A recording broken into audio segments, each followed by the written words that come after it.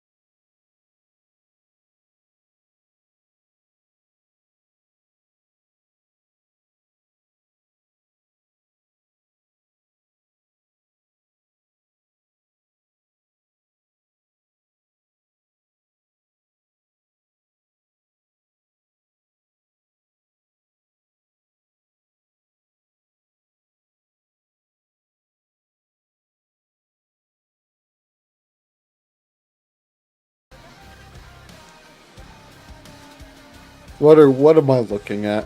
What am I looking at? And welcome everybody to Talladega Super Speedway for the running of the BanditGFX 172. It's 2 races before the playoffs, and the commotion is wild, the action will be crazy, and the playoff picture is going all up in smoke as we have over 12 guys all fighting to make it into the 10-person playoffs. My name's Gavin Graham, and I'm joined once again by the one and only Armani DePaul and Levi Lipe. How you guys doing tonight? I'm trying to see what I'm watching with this practice. They look normal, but they weren't normal at first. And they're flipping, and they're dying. Okay, there we go. That's more like it. Yeah, Why not the one and only Levi Lipe? I mean, I'm offended. Oh crap! I made a mistake. Oh no. Yeah, okay. So what's that mistake you made? So What happened? Gavin's phone. Okay. guys, Gavin, what? there's a mistake. Yes. There was a mistake. Okay, what was that mistake? So there's gonna be the wrong logo on the actual broadcast. Oh, what do you mean? Wait, what do you mean by that? No. Wrong race logo. I thought you were gonna say I'm like, wait, did you not put the ASCA logo? No, it's fine. No, that one's fine. I'm just saying. All right, but yeah, we are here for practice. As you can see, they're having a lot of fun over here on the start-finish line. I don't know what the hell they're doing. They're doing the thing again where they're gonna go ahead and reverse it and then get everything set up. So while they go ahead and do that, we do have some things to discuss after last week's race at Rockingham, a 6th win for AJ Hyder. If there was any doubt that he was not going to win the regular season title, surely those doubts have been squandered. However, there's still more action to be had throughout the rest of the field, especially when it comes down to that playoff picture. Now, going over the playoff standings, I'm going to read them off to everyone now. Right now, AJ Hyder, James Thurston, Aiden Walker are locked in. Now, Jason Marshall, Kayla Hankins, and Connor Ballheis are all over one race's worth of points over the cut line. So as long as they Over at the least start this race and don't have a bad day, they should be in for a good start here in the playoffs. But then, right behind Ballheis, 7th, all the way down to 18th, is where we have our playoff action. Starting off with Dimitri Mundros, started off the season with incredible style, battling for the point lead, but it has been an awful last few weeks there for Dimitri, having bad speed, bad performances, and it's led to him in a position where he can miss the playoffs. Coming into a race like tonight, boys, I want to ask you guys this. How important is it for somebody that isn't having the greatest of momentum to turn their season around right in the nick of time? It's very important. Obviously, when you kind of put yourself in that cutoff position, you have to wonder, hey, do I go for the win and risk maybe losing some points, or do I just go for the points to try to buff that cushion as much as possible? And that's someone like Mundros right now, only 19 to the good right now. So if I'm Dimitri, the good news is I decided to die. Yeah, I can see that. You can see. Okay, so the good news is Mundros is at least on the inside. He is to the good, so he could still, in my opinion, be a little more, relaxed in terms of he could try to go for the win if need be, but he does have to be careful. But I think momentum is a big thing, especially in racing, because we've seen it throughout just in general. Look at Thurston at the beginning of the year. He had no momentum, and it felt like he was on a sophomore slump. Then he got a couple wins together, and now he went from on the outside looking in, missing races, to now he's locked in. One of only 3 drivers locked in. So momentum is huge to make these playoffs. Like Armani said, Dimitri should be good, but here at this track like Talladega, only 19 points to the good. If he has a bad day today, or if he doesn't show up, then we could be talking about him missing the playoffs for a second season in a row. But there is something a lot more crazy to think about. It's not the wreck that you just witnessed on your screen. It is the prospect of 2-time champion Chris Lilly missing the playoffs in his, I believe this is 6th season. This would be the first time in his career that he has missed the playoffs, and it has just been statistically his worst season of his career. In the last 9 races, he has at least gotten involved in 1 crash. In a lot of those races, he's gotten involved in multiple. When it comes to a record like that, how bad is it that you're coming to Talladega as your 2 last saving graces? He's old, bro. He's old. He can't hang no more. Chris, you can't hang no more, man. You old. Let the young bloods take over, man. Levi? I wasn't really paying attention. I'm trying to make my iRacing not look horrible. Fuck you! I hate you! Wow. But we were talking about Chris Lilly and how just awful of a season it's been. Whoa! Season 7 was a really very characteristic season for Chris. Not a win, but very consistent in the championship. This has been the complete opposite for Chris. It has been inconsistent, getting involved in a lot of wrecks, and what could have been some really good results have just ended up in smoke. Chris is looking to turn things around here at Talladega, of all places. We'll see how that turns out for him. But an even crazier stat, and I want everyone to think about this in tonight's race. Runner-up in the championship last season, Connor Trafari, is coming into tonight's race 13 to the good. And firstly, coming to a place like Talladega with such small margins, especially with someone as inconsistent as Connor Trafari, that's already one thing that you have to look out for. The next thing to keep in mind, he has said that he is not going to be making the regular season finale at Darlington next week. He's going to be going on vacation. This is going to be his last chance at guaranteeing a spot in these playoffs. If he has a bad day here today, guys, we are talking about the guy that made it to the championship 4 in his rookie season, season 6, and was battling for the championship in last season, missing the playoffs. What crazy of a storyline would that be? Jafari. Oh, no, you got more insight. Go ahead. okay. I'm sorry. Jafari has not had a good year. You look at the stats: 2 top 5s, only 3 top 10s. He had 2 wins last year, and he's only clinging on to 2 top 5s on the season. And he had a couple suspensions this year as well. And like you mentioned, he's only 13 points to the good. So if he wants to make these playoffs, he needs not just a good run, but a great run. Because I'm telling you, the cushion he's going to have to build up just to even feel safe, he's going to need at least 45 points or maybe even more than that, somewhere around where Connor Ballheis or Kayla Hankins are in the standings right now. And with the way Jafari is running and the fact that you basically have to rely on a super speedway to buff up a cushion, I don't know, man. Jafari, we know he's known as, Osama bin Jafari for a reason, and he does not have momentum on his side right now. But I mean, never know. Crazier things can happen. This is a proven winner. This is a championship contender most years, but this has been an outlier year. And if he wants to keep it consistent, he's got to have a lot of things go his way today.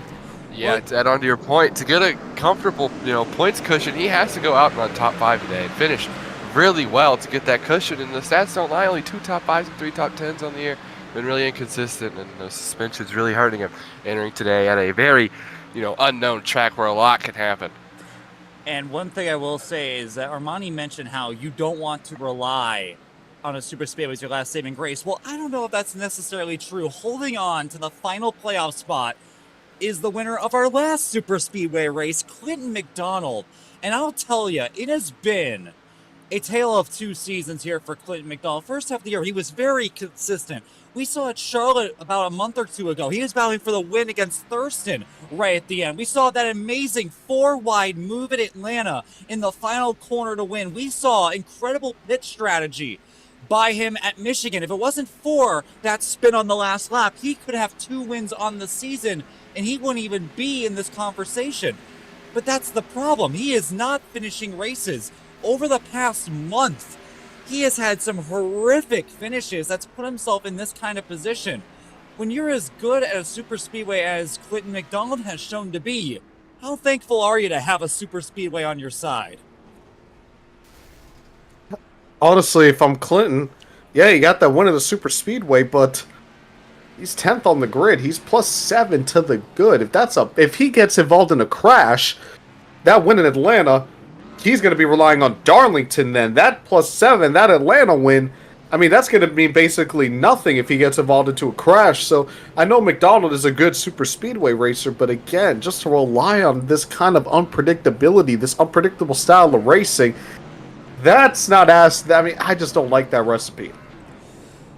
Well, there's something else you might not like, and it has to do with the guy right below the cut line, Aiden Robertson. Well, what?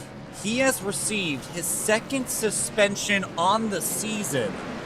He will not be racing in tonight's race. So all that consistency, and think about the type of season Aiden has had to even be within playoff consideration after 1 suspension. The fact that he's got 2 would seal the deal for him, but he's going to be going into next week at Darlington with a chance to possibly make his way in, although he'll probably have to win at that point. That puts us down to 12th. Corbin Collins has had a very quiet but very consistent year. However, it's been very difficult at getting these finishes. Last time out at Rockingham, he was battling for the lead before he miraculously just stopped on the track and had an issue with his brake pedal. And he was never able to recover from there. Then right behind him is Daniel Botting, trying to make the playoffs for the first time in his career. This one is going to be his 4th attempt at making the playoffs. This has been his best season overall on record, just when it comes to race performances. And he will be racing tonight for the first time here at Talladega. He just bought the track this week, so he's going to be trying to go for his first career ASCA Cup Series victory. Right behind him, we got Jeremy Lewis, who is going for what would be a 3rd playoff appearance in his career, the Season 2 ASCA 500 champion.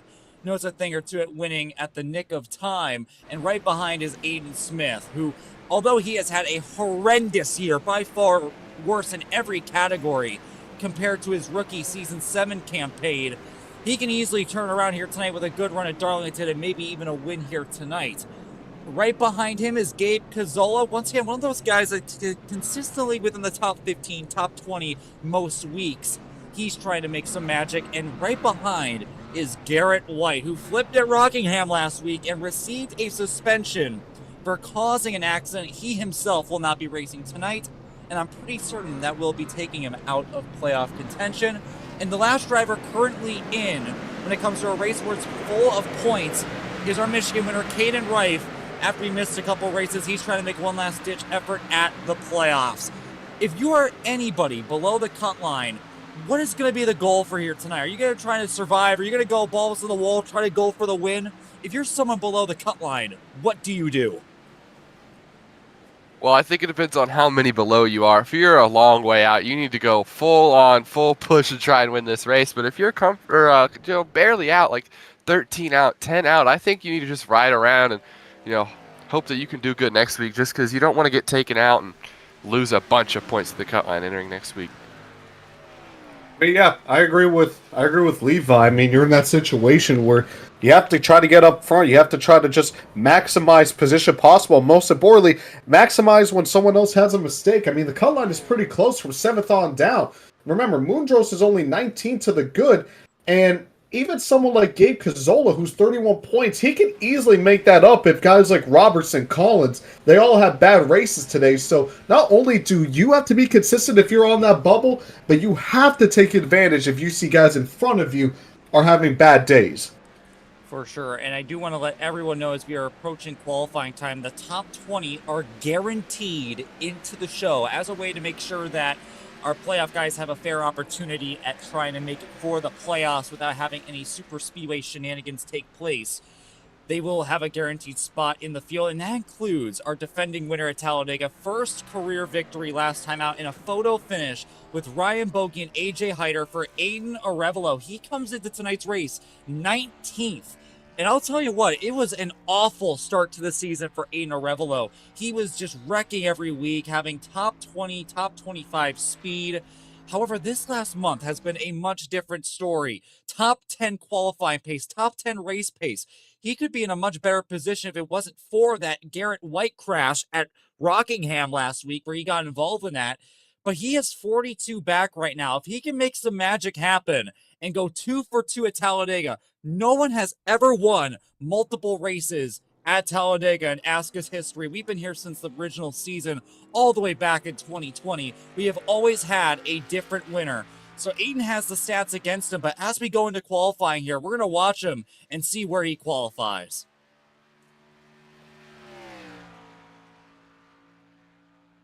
See.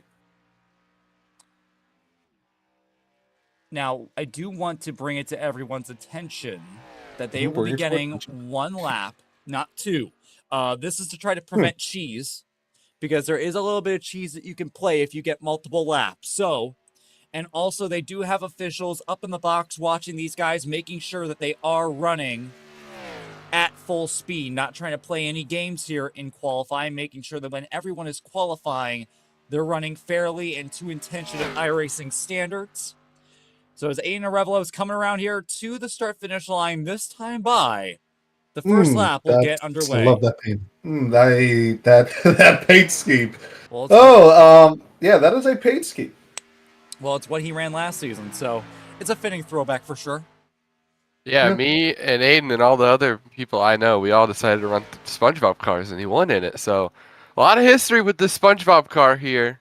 The plan was originally to have all the Aidens run an Aiden car in bright neon colors, but Aiden Roberson got suspended, so that has been postponed. God damn it. Thanks, Aiden. Revelo clipped the apron a little bit coming out of turn 2. I'm not sure how that's really going to affect his lap, because his 1 and 2, he was painting that yellow line perfectly.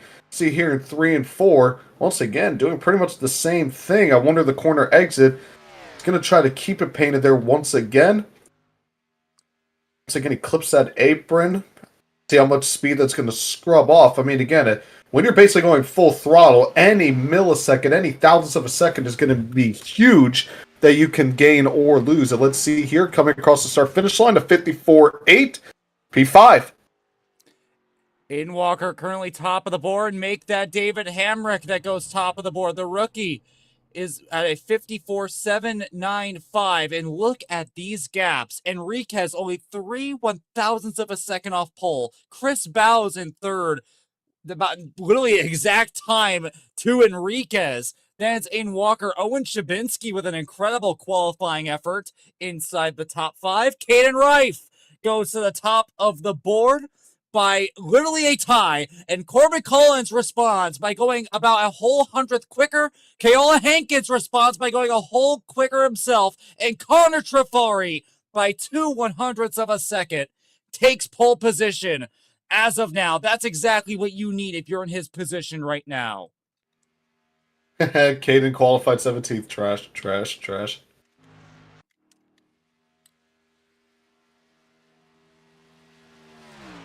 AJ qualified 4th. Thurston went 15th, a really bad qualifying effort for James. Remember at Atlanta, he was running up front, competing for the win, and then a bit of tempers were flaring between himself and Ryan Arnold. Going down to turn 1, he dumped Arnold into the fence, took himself out in the process. He's looking to make things a little bit cleaner this time around here at Talladega. Still waiting on a few guys to set some qualifying times. Ethan Harrison, Jeremy Lewis, Ryan Kempton, Abe Troxell, Brian Navarrete, and Justin Roth. Yeah, let's go. Let's watch Jeremy Lewis here. He has some history at super speedways, being an ASCA 500 champion and a photo finish with a certain someone that you guys might know. But right now, Lewis trying to get his first win since, I believe, I don't think he got a win. He might have gotten a win in season 6. I think he might have. But he's coming into tonight here trying to get his 8th career ASCA Cup Series victory, one of the original 20 from the first season. A lot of history and trying to get another win on his resume. We'll see if this helps her with a good qualifying effort as he goes through 3 and 4. See here, looking good. Not totally painting that yellow line, but let's see what they do here. A couple guys went underneath the apron in the trioval. Hyder was one of them. Lewis isn't. He stays on the right side of that line, and let's see what they do here. Coming across the start-finish line. 54A, not good at all. 32nd on the board. Oof, that's not good. And that's considering that we are definitely going to be having some people that are going home. It's funny. We did have a lot of people that tried to join for one and dones, and we had to respectfully decline them because we don't do that kind of stuff here. If you're going to be racing in this league, you better be intending to stick around for a lot of the season. So that's how we create those storylines. But qualifying is completed. Connor Trifari is on pole position for tonight's race. Let's take a look here at the rest of the field here. For tonight's Brandon Graphics 172. Connor Trifari on pole position. Keola Hankins alongside. These are two guys trying to fight for a playoff spot. I think Hankins, actually, I take that back. Hankins is locked in. But Connor Trifari coming into tonight, he is trying to make sure that he can make this race and make sure that he has a good point stay because he will not be here for Darlington. Right now, 9th in the championship. A good start, but we'll see how it goes throughout the race. Corbin Collins below the cut line coming into tonight. He has been having some really good pace lately, but he needs to have an even better one here if he wants to fight here for a championship when it comes to his championship hopes in his 2nd season of competition. And AJ Hyder destroying the field, guaranteed your regular season champion. He is 4th, trying to get one position better than he did last time out last season, where he finished 2nd to Aiden Arevalo. Caden Rife, Michigan winner with a great qualifying effort, starting 5th, with rookie David Hamrick trying to beat the doubters after a very inconsistent few starts, getting involved in a few accidents, a few fights on track. Oscar Enriquez trying to get that, whatever the hell you call it, off his back after he fought for the win in Atlanta.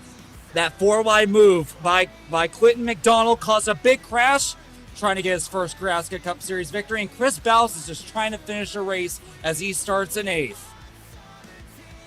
As we move over here to row 5, A. Troxell and Aiden Walker are there. Watch out for Aiden Walker trying to fight for his 2nd win, while A. Troxell is trying to continue his good super speedway performances. Ryan Kempton, that is your season 6 national champion coming into tonight. I believe that this is his first or second start of the season. He starts 11th with Owen Chabinski starting right beside him in his best qualifying effort of the year. Diego Roldan, two-time champion, still trying to get that first win in the iRacing era. Starts 13th here tonight with Pravin Vijaykumar in 14th. And the Super Speedway Master, your defending ASCA 500 champion, Christian Visconti, starts 15th in an uncharacteristic bad qualifying effort. That's not going to stop him from charging to the front. Watch out for him here tonight in the 080 with Landon Warren right beside him. Moving over here to the end of our top 20, James Thurston with a really poor qualifying effort. No matter, he's Grand Super Speedways and he's locked into the playoffs, so he can go have some fun. David Brunson's had some really bad reputations this season. Let's see if he can turn it around. And we have two owners here in row 10, Chris Lilly and Caden Mobley-Kelly. Nicholas Budimlik trying to continue his incredible season 8 so far. Starting back in 21st, though, watch out for him to make some noise. And Quinn Haley has had a really awful second season so far. He tries to turn around from 22nd. Ethan Harrison, speaking of bad second seasons, Ethan Harrison had a really good run going at Rockingham before everything fell apart in the second half. Looking to have a good run here after a really catastrophic season 7 ASCA 500. Had a chance to win that race, wrecked the whole field instead. Jason Marshall doing a great job in his rookie season. All he has to do here today is finish, and he'll guarantee himself into the playoffs from 24th. Starting 25th now, Aiden Arevalo, your defending Talladega winner. A really bad qualifying effort for him. He's looking to turn it around. We'll see him charge to the front. And we talked about him, Dimitri Mundros, 19 to the good. He needs to pick up the pace if he wants to make his first playoff appearance. Ethan Moreno had a really good run at Rockingham, finishing second. The rookie starts back in 27th with Gabe Cazzola all the way below the cut line, trying to turn it around. Local chicane, Jacob Mitchell starts 29th with Clinton McDonald, who won in Atlanta earlier this season, trying to go 2 for 2 at the Super Speedways. He's 7 to the good coming into tonight. Hunter M. Collier starts outside the top 30 with Jeremy Lewis in 32nd. And going through the rest of the field now, we got Noah Herron, followed by Jordan Herring, not related, different. Connor Berkey starts in 35th, followed by two-time champion Logan Soley in 36th. Ben Reffert makes his second start of the season in 37th by Daniel Botting, making it in with the provisional in 38th. Nico Savidio and Wayne A. Kennedy round out the field. And the people going home are going to be Tyler Lars, Connor Ballheis, who is locked in, I believe. Let me double check that real quick. He is. He knocks out. Actually, no, he is not. He's 45 to the good. Watch out for Connor Ballheis next week. He is missing the show along with Aiden Smith. That is going to guarantee Aiden Smith not making the playoffs for a second season. And Brian Neverett and Justin Rod don't make the show. Justin Rod. Oh, it's been a rough go here in the second half for him. But watch out next week for Connor Ballheis. 5th in the standings now, 45 to the good. That's about 40 points he's going to miss out here tonight if anyone below the cut line wins this race. Kevin, What's up? the top 20 are locked in the race. The top 20 on points. He's in the race. Oops, my bad, guys. I forgot. So who's out? Connor Ballheis is racing. The Oh yeah, I forgot. P39 and P40 so got Aiden knocked Smith. out. So yeah, they just didn't even bother qualifying. My bad, guys. My bad. Yeah, whoever So that P39 and means- P40 were missed it. So yeah, that would mean if I can get my stats right. So Nico Savidio and Wayne A. Kennedy aren't going to make the field. Oof. Oh, that sucks for Kennedy. I literally mentioned that at the top of the show and I already forgot about it. Oops. Well, be thankful for the provisional then. Well, before we go over to break, because how long is this warm up? 10 minutes? 10 Yeah, minutes. We're not going to be sitting here for 10 minutes, but what we will do, if we don't mind here, Armani, go ahead and give me your best prediction on who's going to win this race here tonight. Well, it's a super speedway, man. These things are not easy to predict at all, but the problem is you're going to see the usual contenders up front, but it's a matter of when are we going to see the big ones. So, you know what? What? because this is really the only place I can even be. Oh my god, you're gonna do what I think you're about to do. Oh great, here we go. You're cutting out, so we're already having a. Listen, so I made a bet with him. Oh great, he made a bet. That's problem number one. He made a bet with him. Also, your mic is taking a crap. I told him that he has to lead. This is a 70 lap race. He has to lead 80 out of 70 laps. Okay. Yeah, so 80 out of 70 laps. The number 18, GTA 6 Toyota Supra. Caden Mobley Kelly is going to go to victory lane. I am sure that he will. I am sure that he will. I'm sure there won't be any problems with that. Levi? And if he doesn't, he owes me $1,000. All right, well, I don't know if he has that kind of money, but if he does, good for you. Levi, who are you going with here for tonight, buddy? I have a feeling I know who it is, but go ahead and give me a pick.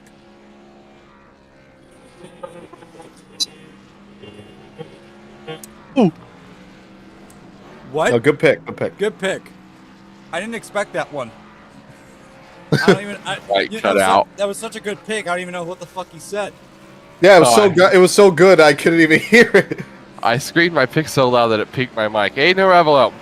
Wow. The Patrick car. I love SpongeBob. I already panned to him because I knew you were gonna pick him. Wow.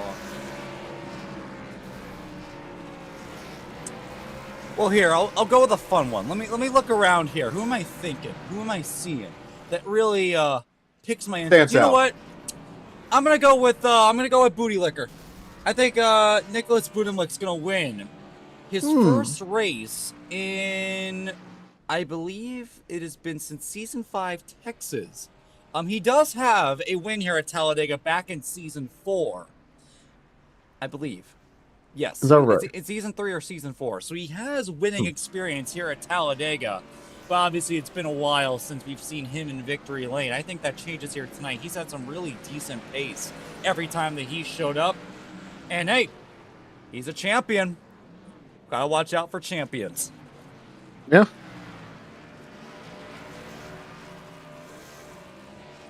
We'll say there's a lot of nice paint schemes out on the grid today. Yeah, especially Budimlick's. I'm a big fan of his. Hold on. What's hold on, let me see if I can find this paint scheme. The O1. Alright, the O1. Oh yeah. Very clever. Yeah, well, it's a Gagoland car. It's a Gagoland car. Yeah.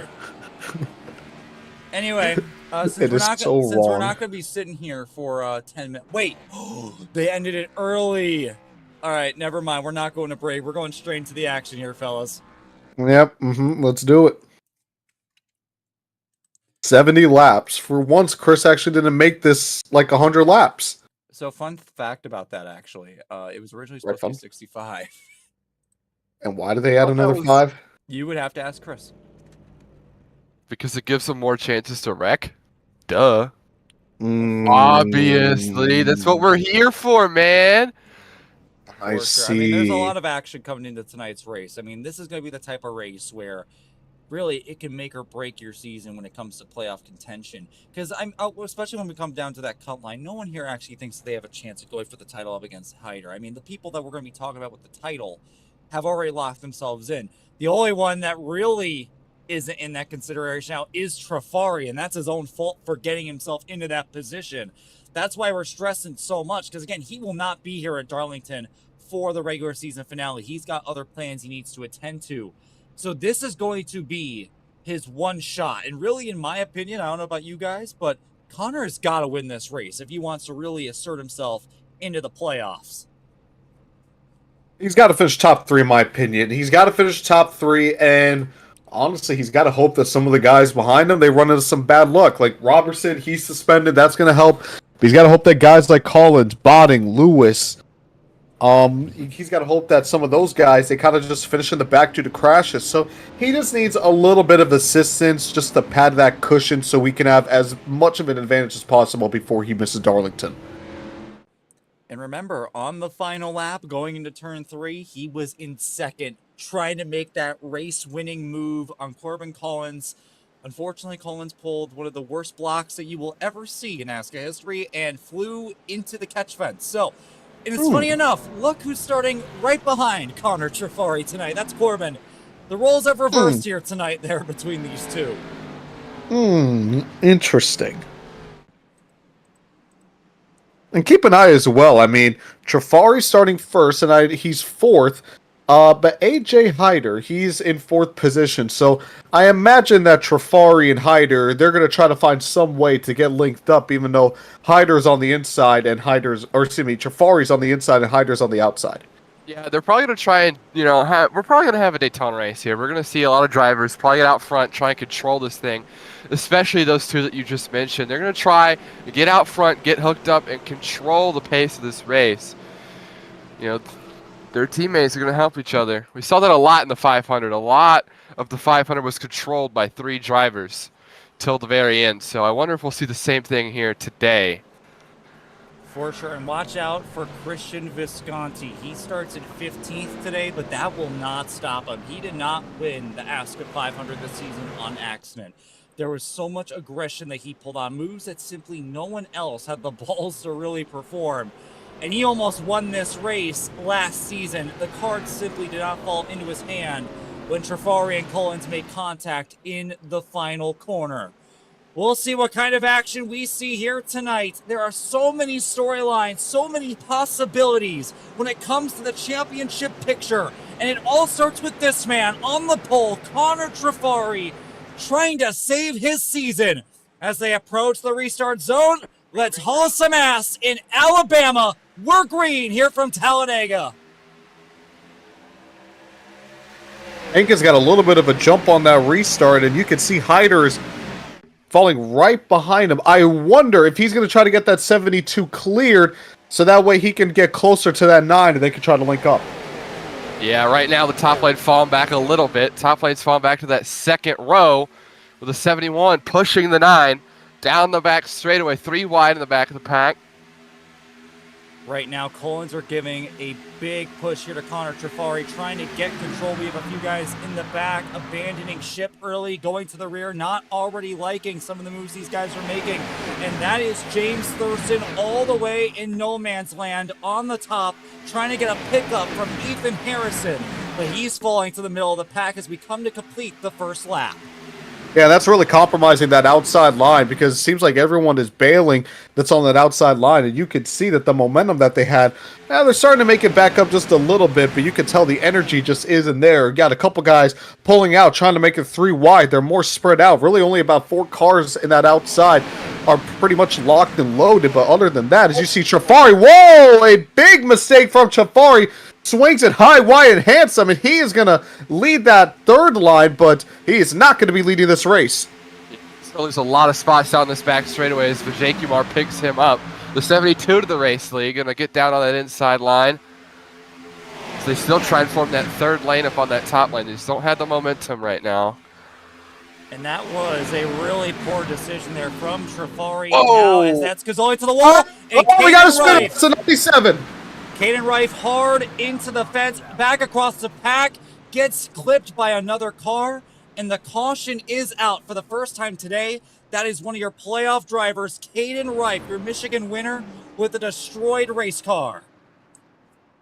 Wait, quick question. We're not doing win. Or do we do win in year in this year? No, we do not. I'm about to say. Yeah, we didn't do win year in last season. And also, Dimitri Mundros was spewing some debris down the front straight. We'll take a look at that. But firstly, let's take a look at what happened to Caden Reif. Let's see what happens here. It starts when the 02. Chris gets up the track a little bit, and the 42 drives right into the left side of him, turns him down into the 97. Well, that's not pretty. Hard leg there for Reif, and he's going to get clipped here by another car. We missed it. I believe that was, the 29. That's going to clip the right side. Dimitri Mundros goes for a spin through the grass to avoid this one. I think he gets away with it without any damage, but not what you want here for Caden Reif. That is surely, unless he has a momentous run at Darlington, that's going to take him out of playoff contention.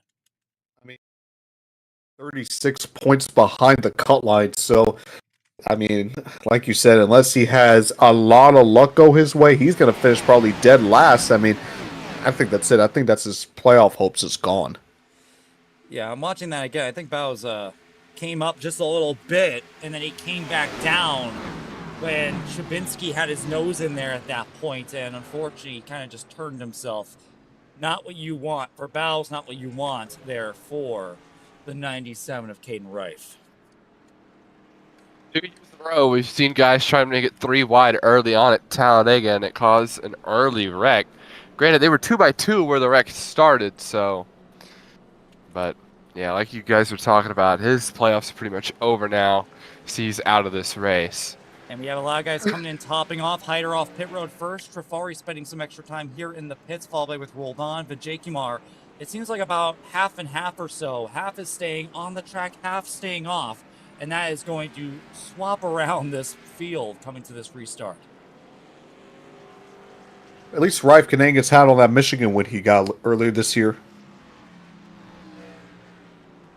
As for playoff hopes, those are pretty much gone. I mean, yeah, that's the problem here with super speedway racing. I mean, you got to imagine Trafari now is probably even regretting that mistake a little more. I mean, if he held on to that lead, he could possibly still be in control of this race. Now, did he pit? I believe so. Yeah, a lot of people came down pit road that time to top off. Now, I want to see this running order real quick. So, trying to see where the 20... Okay, yeah, so this could be interesting. So, Hyder is 17th, Trafari's 18th. So, they're going to be pretty close to each other once again. So, I mean, keep an eye on those two to potentially work themselves up through the field together. And this is a familiar sight. Corbin Collins now leading this race. We saw this before. He did a lot of leading in last season's race, all the way down to the final corner where one bad block flew him up into the air. And now that iconic photo that Diego took post-race of him just flying into the catch fence in front of about 20 or so cars.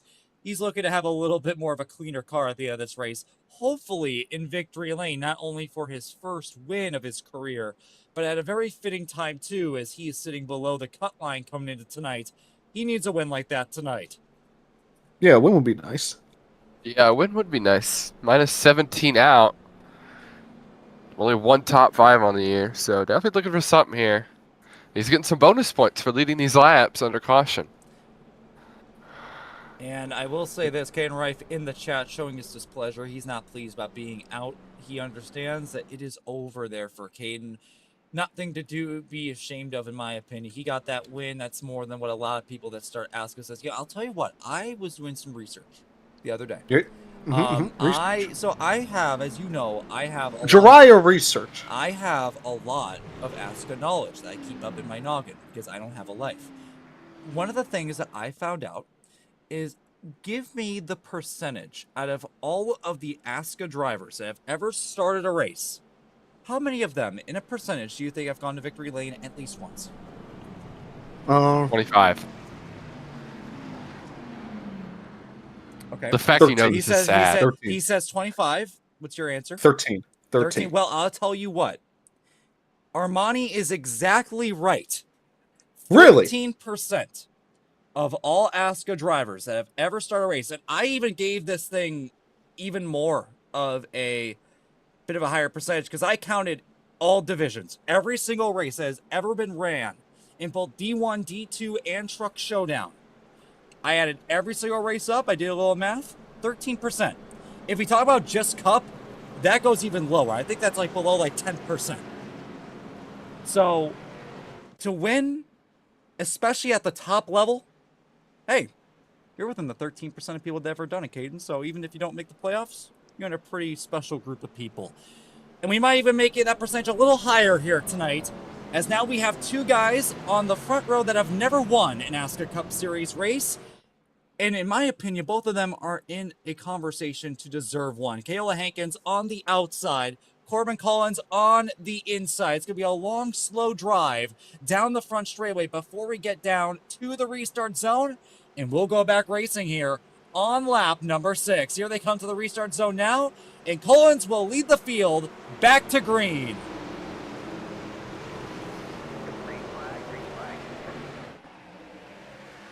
Big jump for the 71. I'm going to see if he's going to try to clear the 72. He can, and he's trying to, but Hankins really having none of that and risks taking Thurston 3 wide with the 90 right underneath him. Now, I want to say this earlier, but the 32 coming on that, formation, not formation lap, that pace lap, he was blinking a lot, so that pusher for the 71, keep an eye on him, see if he's going to have any more blinking issues, maybe some connection issues later on. Oh, we got 3 wide in the front. Oh, the 96 going 3 wide now. The 72 going to clear the race lead. And that Walker is pushing that 80. Christian Visconti through the middle. No one shot. Starting 15th. He's already going up inside the top 5, looking for more in that 080 machine. 2 teal cars going wheel to wheel for the lead. Controlled the Daytona 500, ended up winning that race. Try to do the same thing here today, side by side at the stripe.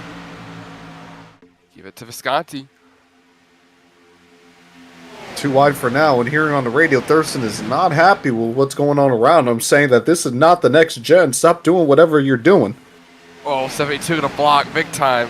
Got up there up that track. As they go down the backstretch, Hankins doing a lot of blocking. Think about his position. He is locked into the playoffs this season, but he is hungry for victory. There have been over half a dozen races I can just think of off the top of my head where he deserved victory and it fell right out of his hands. Here's another one right here, controlling what could be all 3 lines. A lot of squeezing, a lot of wiggles coming out of turn 4 from Christian Visconti as Aiden Walker giving him a huge amount of push.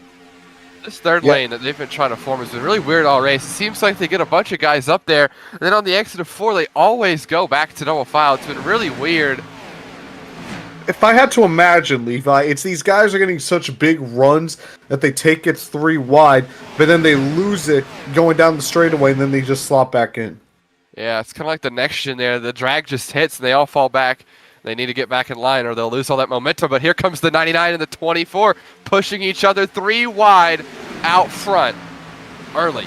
Well, Levi, you were talking about it. Watch out on that restart. Watch out for Trafari and Hyder. Well, there's a third man in that group, and that is Diego Roldan. Different manufacturers. They all still come from the Uprise shop, and they're going on that outside, going for the lead. Roldan, 2-time champion. Hyder trying to become a 2-time champion on the outside, going for the lead. Yeah, look at this 3 wide. The outside line, a little more organized. Middle line doesn't really have a lot of help. It's just Thurston, Walker in that 77 car. So other than that, starting to see a couple guys on that outside line drop down back to the middle. And that's kind of the advantage of the inside line, is that everyone is kind of stuck there. So you're going to just naturally have a few more cars unless they try to drift up the track in the back. Who do you got? 72 in the wall a little bit. Man, he's looser. Excuse me, that's the 77. Yeah, Ethan Harrison got a big push there. The 99 going to get real sideways in the middle of the corner. He'll get picked up by the 1 car. That top lane, all that momentum just disappeared right there. So they almost crashed. I am very interested about the track conditions right now because these guys are not packed up. They're giving each other a lot of space. We're seeing guys all over the road. We're seeing guys getting loose when pushing, when on their own. We're seeing blocks like that from Jordan Herring to Diego Roldan. These guys don't seem to be too stable out there at the moment. Yeah, they're seems to be a little bit of handling factor.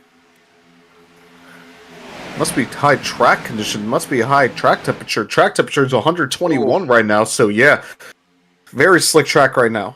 Yeah, seeing a little bit of an Atlanta type race play out, but with more lanes, a little bit more grouped up. Look at that top lane getting real squirrely. Big block on Walker. Woo, be careful, Thurston.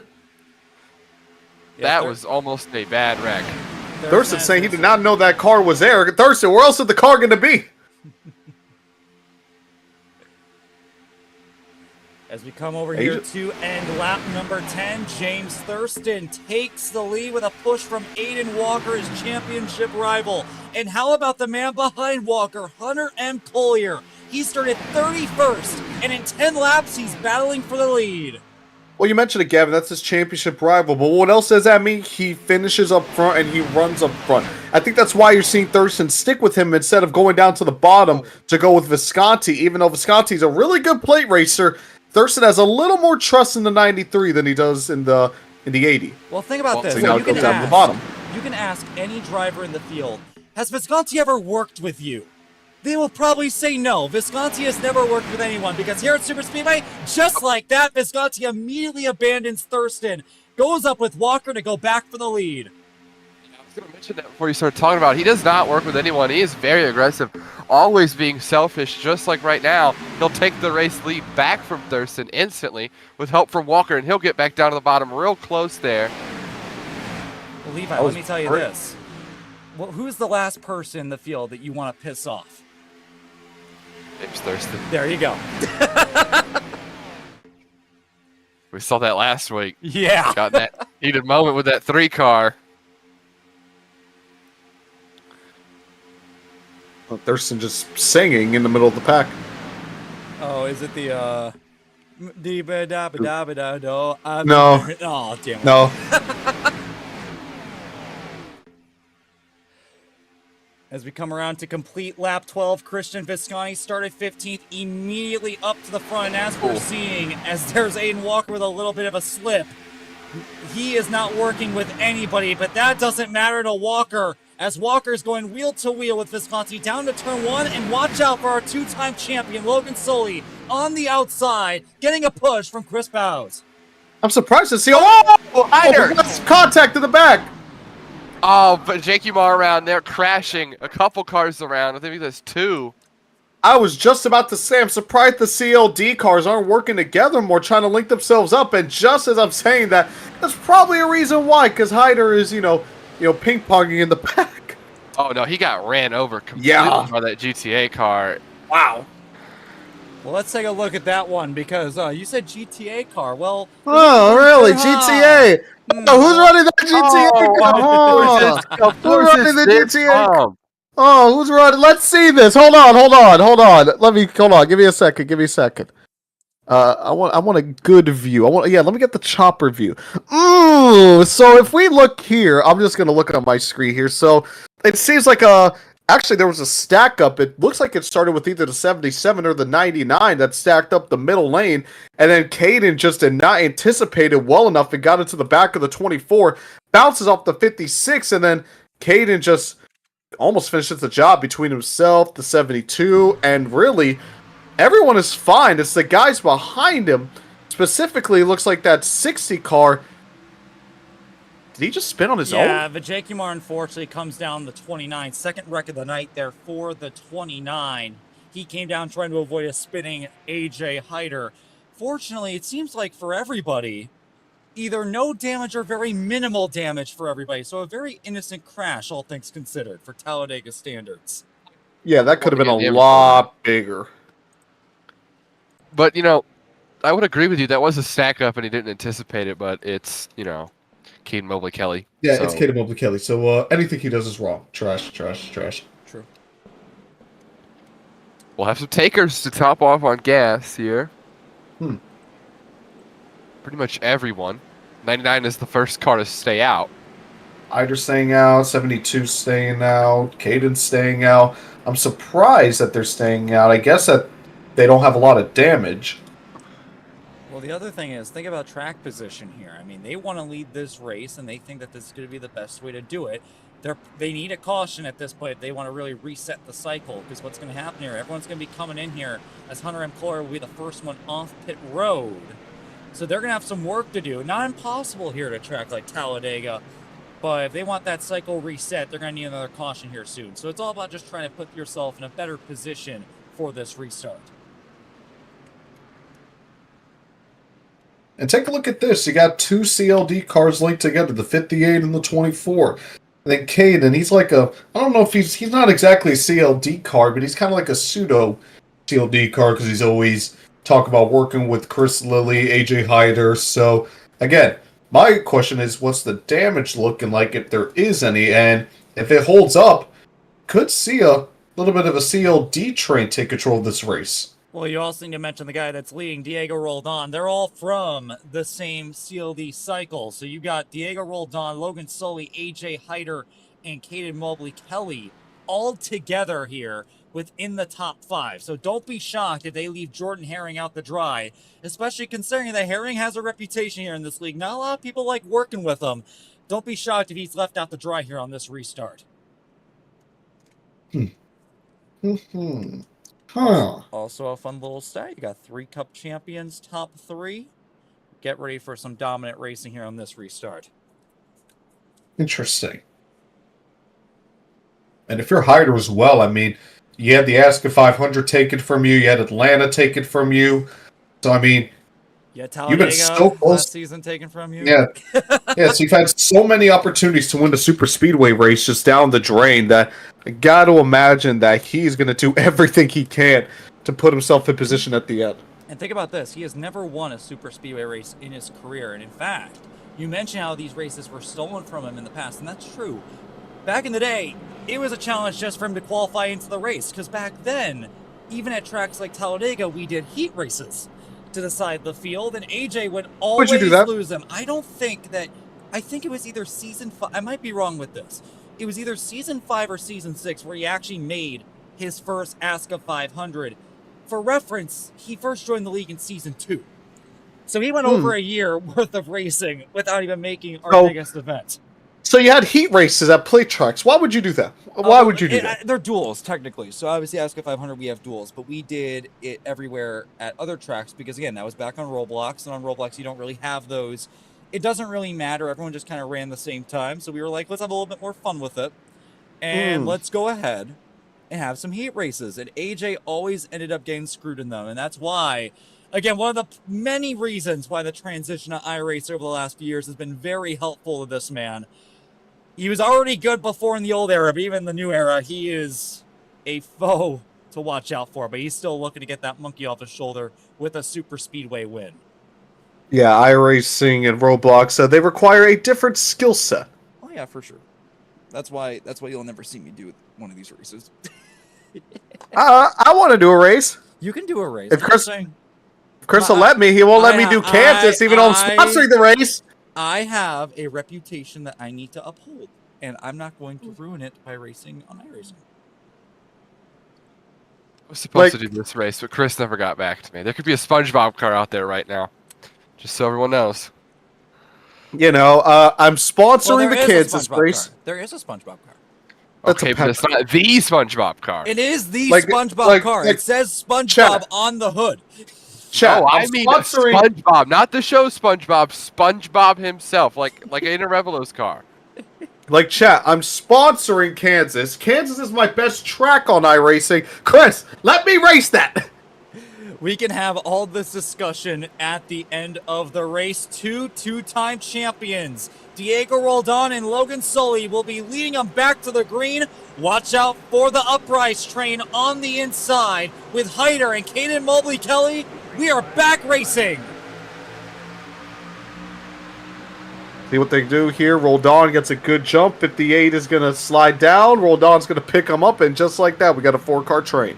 There you go. And the only person helping Herring right now is that 89 of Aiden Smith. Behind the 18 of Caden Mobley-Kelly is Hunter M. Collier. And then we have to go back a few feet to go find Christian Visconti, who's going to get right behind the rear of Keola Hankins. Well, you know Visconti. He's going to do everything he can to get to that front. He's going to try to break up that uprising train. And you can see it already, taking it 3 wide. And the thing about Visconti is people are starting to realize maybe he's not the best team player in the world, but he knows how to get up to the front. So maybe I risk getting shuffled behind if that means I have a better chance to get up to the lead. And I'm shocked by what I am seeing. Jordan Herring got a huge push from Hankins and from Aiden Smith. He will lead lap 17, but now Christian Visconti with the help from Harrison and Thurston all the way on the outside. Herring makes that left turn down to the bottom to protect the lead.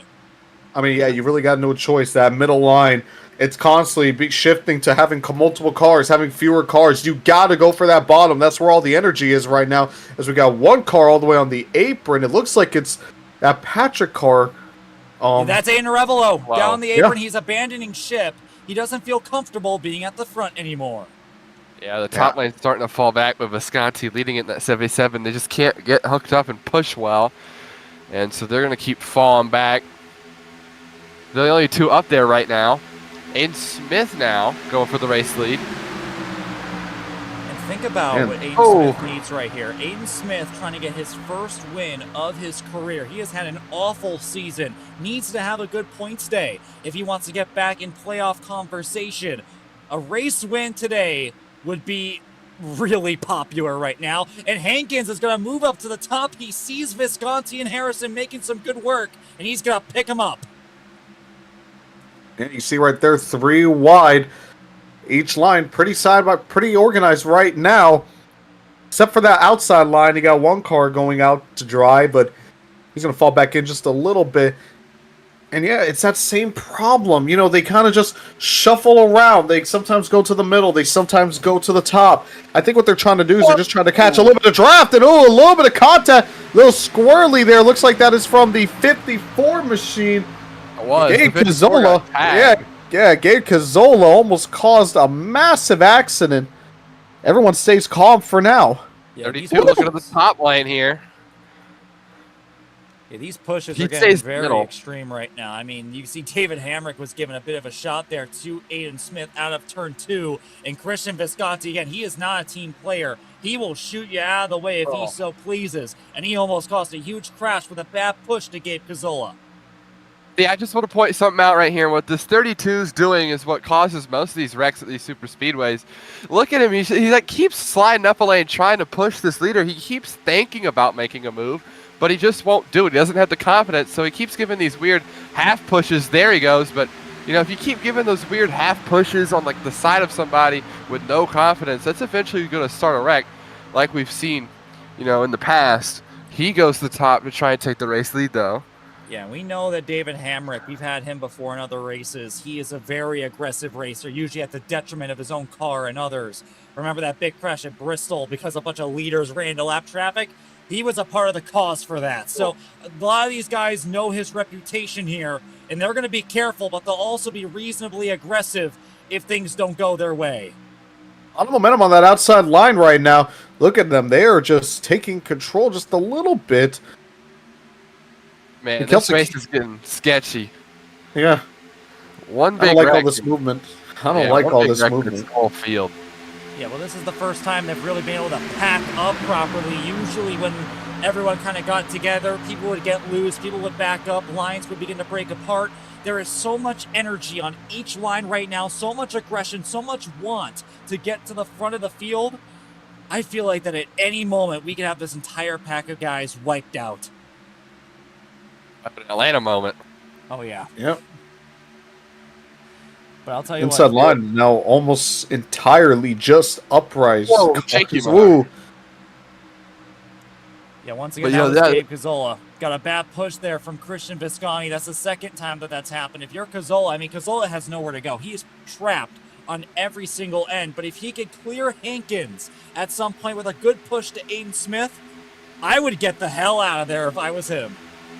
This is where I got to agree with those guys like Aiden Arevalo and stuff that backed out here in this run. This is just getting insane. You see that 80 peeking down for that side draft just a little bit. The 15 ball heist and the 72 hooked up on the top. Little bit of contact. No, he saved it. God. What hey, that was impressive. Mic off. Good God. Man, that's crazy. I thought surely he was going around and he was going to hook a lot of cars right in front of the field. The 86 or 89, my bad, getting a big push from that 54. Here comes Hyder back up through the field. Smith are going to slot back down, lead that bottom line. And yeah, you can see the 3Y is going to take a break for now. Everyone are going to go 2x2 for the time being. Outside line pretty spread out. Not a lot of cars. Oh, here we go. 3 wide. But not a lot of help. Not a lot of help for Cazzola. No help at all. But he blocked him. He just wasn't going to take it. He was going to push him after that. Yeah, but now he's going to get help. You see Ball Heist in the 93. They're going to slot up to that third line 3 wide, but a little too late. One car is going to go up there as well. 93 drops down to the bottom. That's a problem with this third line. I mean, no one's really committing. They're kind of like, oh, I'll be here for one corner. I'll be down here for another corner. Unless they can get guys to really commit to that third line, they're not going to go anywhere. And see, that was what I was talking about. That half commitment, that, you know, you're not fully confident in something. That's what causes a lot of these super speedway wrecks. So you get those guys that are like, I'm going to go up here for a corner and a half, and then they get stuck and they're like, man, what do I do? And they get loose and squirrely with all the air around them, and they end up causing those wrecks, not knowing what to do. You know what it is, Levi? You got to be predictable. The guys want to know what you're doing. If you're unpredictable, kind of like half going in one lane, half going in the other, that's not predictable because you don't know where you're going. And like you mentioned, that's what causes these accidents because the guys around you, they don't know what you're going to do. You're not predictable. They don't know what you're going to do. They don't know if they need to check up, let you in, or do something, just to kind of stack it up a little bit to not cause a wreck. And you just can't do that. We see a lot of big pushes right now with all these guys. We got a big push here from the 89 on the 32. Oh. I was about to say, I don't know why he decided to come up, but supposed to get a big push, and for now, kind of drops back to that 5th or 4th row of the pack. I mean, I'm saying this, though. We are talking a lot about just how chaotic this pack is, but you got to give them credit. They're keeping it clean. They have not wrecked so far in this run. Yeah, they've kept it clean. There's been a couple sketchy moments, like when that 72 got sideways, but other than that, relatively clean. Just some really close calls. Walker now goes up to lead that top lane. Next help is about a car length back for him. Nicky will get up to the top lane. This is insane. You see the 42 dipping down below that line. He'll get back up. Yeah, like I said, you don't want to do that. Whoa! The 80. All right, sorry, fellas. I'm back. I had to go take a work call, but that was a close call by Hyder and Christian Visconti through the back straightaway. And how about Nicholas Budimlik, who got involved in that last crash with Vijaykumar, up to the front of the field with a push from Aiden Walker. Yeah, he had that nose damage. He came down and got it fixed. The 080 blocks the bottom now. Are they 4 wide? 4 wide, okay. This is insane. 801 just got split 4 wide. There's room to do this here at Talladega, but you definitely don't want to. Yeah. Yeah, for sure. But that was definitely Budimlik not feeling comfortable being at the front anymore and choosing to abandon ship. And that puts Visconti back to the lead. And now look how funny this is. Vijaykumar and Hyder, who crashed under the last caution, are working together to take back the lead. Huh? Yeah, we talked about Hyder's super speedway woes. Right now, he's the leader in that middle line. He's going up against Visconti right now. Probably the one person on any kind of track, well, super speedway specifically, that can match Hyder right now just due to his aggression and speed. So I'm really interested to see how this battle works out, especially because the uprise cars are pretty much all at the bottom. Those are two guys that were really good in the 500, and they're really good here today. Hyder's not been out front all day because he got shuffled out, got in that wreck and pit, but for the most part, he's been really fast. And look at that top. Aiden Walker is really trying to make something happen, but right now he's just knocking the support. He has a lot of guys up there. I mean, I'm seeing the 52. Oh. I'm seeing the 32 of Hamrick. I'm seeing Ballheist and Jeremy Lewis. Now they're making something happen with a pretty decent push, but they just cannot get door to door with Visconti and Hyder. Well, that 72 was not pushing well on that back straightaway. They got real squirrely. They were not connecting there, and that's definitely pulled them back in a little bit. Yeah, you see, they just don't got the energy that they need on the outside line. Again, I mean, look at that 0-1 right now. I mean, he's kind of just deciding what line he wants to take. Does he want to be in the middle? Does he want to move up to the top? And it's that indecision that's not only compromising the middle line, but also the outside line, because you don't know where the energy is going to go, and that's to the benefit of the bottom, because you know how many cars are going to be down there. Okay, what did I just hear on the radio? 3 wide throughout the whole field. Yeah, whatever you heard, Armani, it's probably a result of all this aggression that we're seeing out on the track. I was talking about the lack of pushes. They seem to be listening, because Jeremy Lewis gave a huge push to Aiden Walker to give him an eke down into turn 3. Now the inside and the middle come back, but as they come out of turn 4, they're going to be door to door to door, 3 wide, 5 rows deep, as they all fight for the lead. On the middle of the corner, that 5 car got disconnected. I'm sorry to interrupt you, Levi, but Hyder just chopped the nose off of Visconti. I thought for sure he was going to go around, but he makes it stick. Oh, look at this 5 car. I want to bring this back up again. They just keep getting a little bit disconnected. He's looking a little bit high, like he's trying to make a move on him, or he's getting tight or something. Definitely killing their momentum. I want to say that move by Hire will be real interesting to watch because we saw Gabe Cazola almost wreck twice as there's a big blink there from Jordan Herring. That's going to hold up everyone back there. So now it's just going to be Hyder and Visconti against the world down on the inside. Jordan Herring's having a problem or something because he is holding up everybody on the bottom. Really slow. Really, really slow. He's going to get out the way here. He might be having an issue with his engine. He was behind the back of Visconti for a really long time, and it seems to be affecting the car. He's blocking people. I'm not understanding why Jordan Herring isn't getting out of the way. Look at this. What is he doing? I don't know what's going on. I don't know. Yeah, he's trying to wreck people. What in the hell is he doing?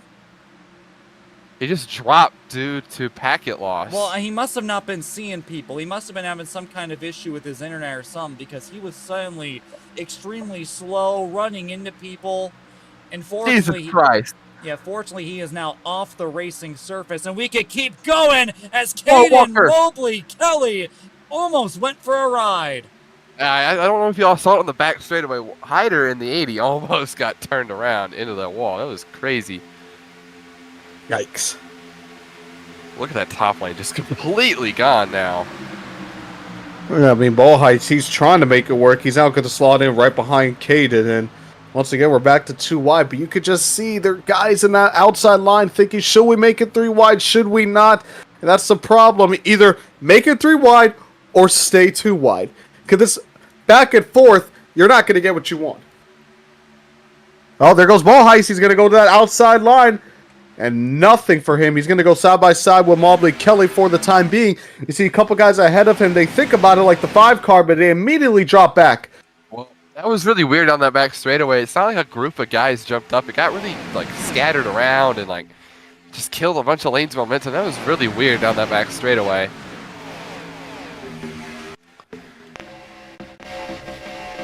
The 80 still leads this race. They jump back up to the top. It's Lewis leading.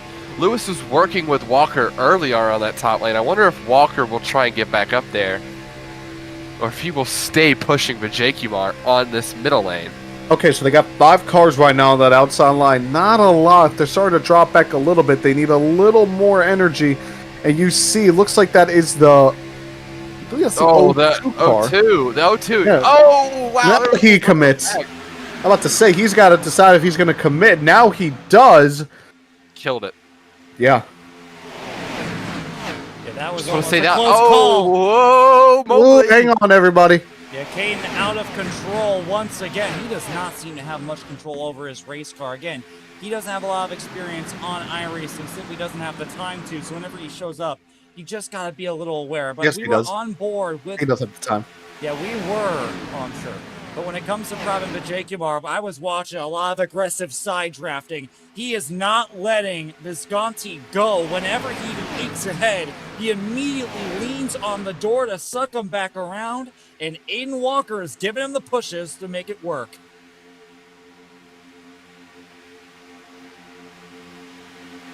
Walker been a good pusher so far today. Look, 3 cars back up on that top lane. Wow. Gonna clear him. Here's something from the Temna Troxel, hearing that he broke something. Jordan Herring is connected again. I mean, whenever he broke, it's enough for basically the entire pack to try to wonder what's going on. So clearly something bad's going on with the 10 right now, as the entire middle and top lane is pretty much just broken up. Look at this. Yeah, everyone's blinking. Everyone is spread out. And still, which I'm kind of disappointed in this inside line. You know, they've been kind of just sitting put, minding their business, staying where they are, and yet they still are side by side with these middle and top lines, which are just scattered all over the place. Well, this top lane with only 2 cars, getting up to that second car in line. Here's a face we've not seen pretty much ever. That's the 42 of OJC up on that top, leading it. Hold on, why does he... OJ. Why you want to act like you're good? Hey, you leave that boy alone. He is an ASCA Cup Series winner in his career. Roblox. Although that was 4 seasons ago during it was a field win. But we don't talk he did about that. He did make the playoffs last year, so... No, he didn't. I thought he did. Going that many seasons without winning and only winning a fuel race, Roblox is that. No. I That's like swear a- he made the playoffs last year. Did he? No, he sucked. He Yeah, was and just there bad. goes- Oh, Speaking of Visconti. Visconti, left out to dry, and he Oh, just got JC. caught up in the middle of the pack. They're 4 wide. This is not gonna end well. If there's anyone I expect to just basically try to LePage the field, it would be Visconti, and he still only loses about half a dozen spots. Yeah, that How are was you weird. only good enough though to win one single race on Roblox, and it's only a fuel mileage win? And he's been here since season 1. But enough crap talking about Owen Chabinski, because here comes Gabe Cazzola through the middle with a push from Aiden Walker. Walker's doing a lot of pushing here tonight through that middle line, never making anything work for himself, as now Visconti is back in the 3rd row, trying to make his way through the field to get back up to the front. This is going to be a weird situation for Visconti. He's pretty much trapped in the 3rd on this bottom lane. He's going to have to actually work and, like, you know, just kind of stay chill for a couple laps here. It's not what he's used to this race. Yeah, but right It's like now, he really has a choice. yeah, well, right now, Visconti, I was saying that he was being held up, but now that is the season 6 national champion Ryan Kempton on the outside, leading the 3rd line now. We've seen this 3rd line try to generate some momentum, but I mean, they can get there, but they can't really do much after that. They're Well, going to need a Jake over the few big more. block. The 54. 54 leaves them out to dry, and that's going to at least put one more car on that outside line. Help them a little bit. Yeah, the problem is that top just is so unstable. We are seeing these guys consistently just losing the back of the car all the way up where all that dirt is. Yeah. And it's just killing the momentum. And Vajakumar, Kempton, Lewis, everybody, Chabinski are all going to the rear of the field. To the rear, the 80 is going back to the front. He's got the 54 right behind him to try and push him. See if they can get clear. Whoa! Well, I mean, hey, Visconti did the same thing to Cazzola earlier. Cazzola is simply returning the same attitude. Yeah, can't really get too mad at that. Good Hunter pushing this 24 car. He's been out front pretty much all day, but we've not talked about him a whole lot. That's Jason Hunter Marshall up moving in up front. to the top now, trying to pick up some help. Chabinski says no. I think that's Ethan Harrison on the top, wanting to give him a hand. But right now, that 3rd line has no power to work with at the moment. With Hyder and Visconti, the masters of super speedway racing this season, leading the field. You see Marshall now dive in. Harrison going to go all the way to the top. Marshall going to give him a little bit. Oh, get comes Right in the wall. a little bit. That's not going to help them at all. They're going to immediately pop back. Marshall, I believe, is locked into the playoffs. No, he's plus 52, actually. I just looked it up. So, you know, he needs a good night tonight, and he could be locked in heading into Darlington. But a bad night could definitely hurt him. He could be only 30 or so to the good entering Darlington. Yeah, well, with the way they're driving, I mean, I don't hate the idea of just sitting in the back for a bit, even though we are past halfway. So if you're going to hang back for a little bit, you can't do it for too long. They're coming up on the lap car. Oh, God. The way these guys have been moving all over the place, I am afraid to see. Yeah, go to the bottom. That's a good idea. Thank you. That's a good idea. I'm a big fan of this decision. I love this decision. Right now, Hyder and Visconti have been even, side drafting each other back and forth, not letting either of them go. And that has been basically just causing a deadlock throughout most of the field. Those guys in the 2nd row, Hunter M. Collier and Gabe Cazzola, they're trying their hardest to give really good pushes, but they are not able to go anywhere. And you saw everybody that tries running that 3rd line, it always ends up breaking apart.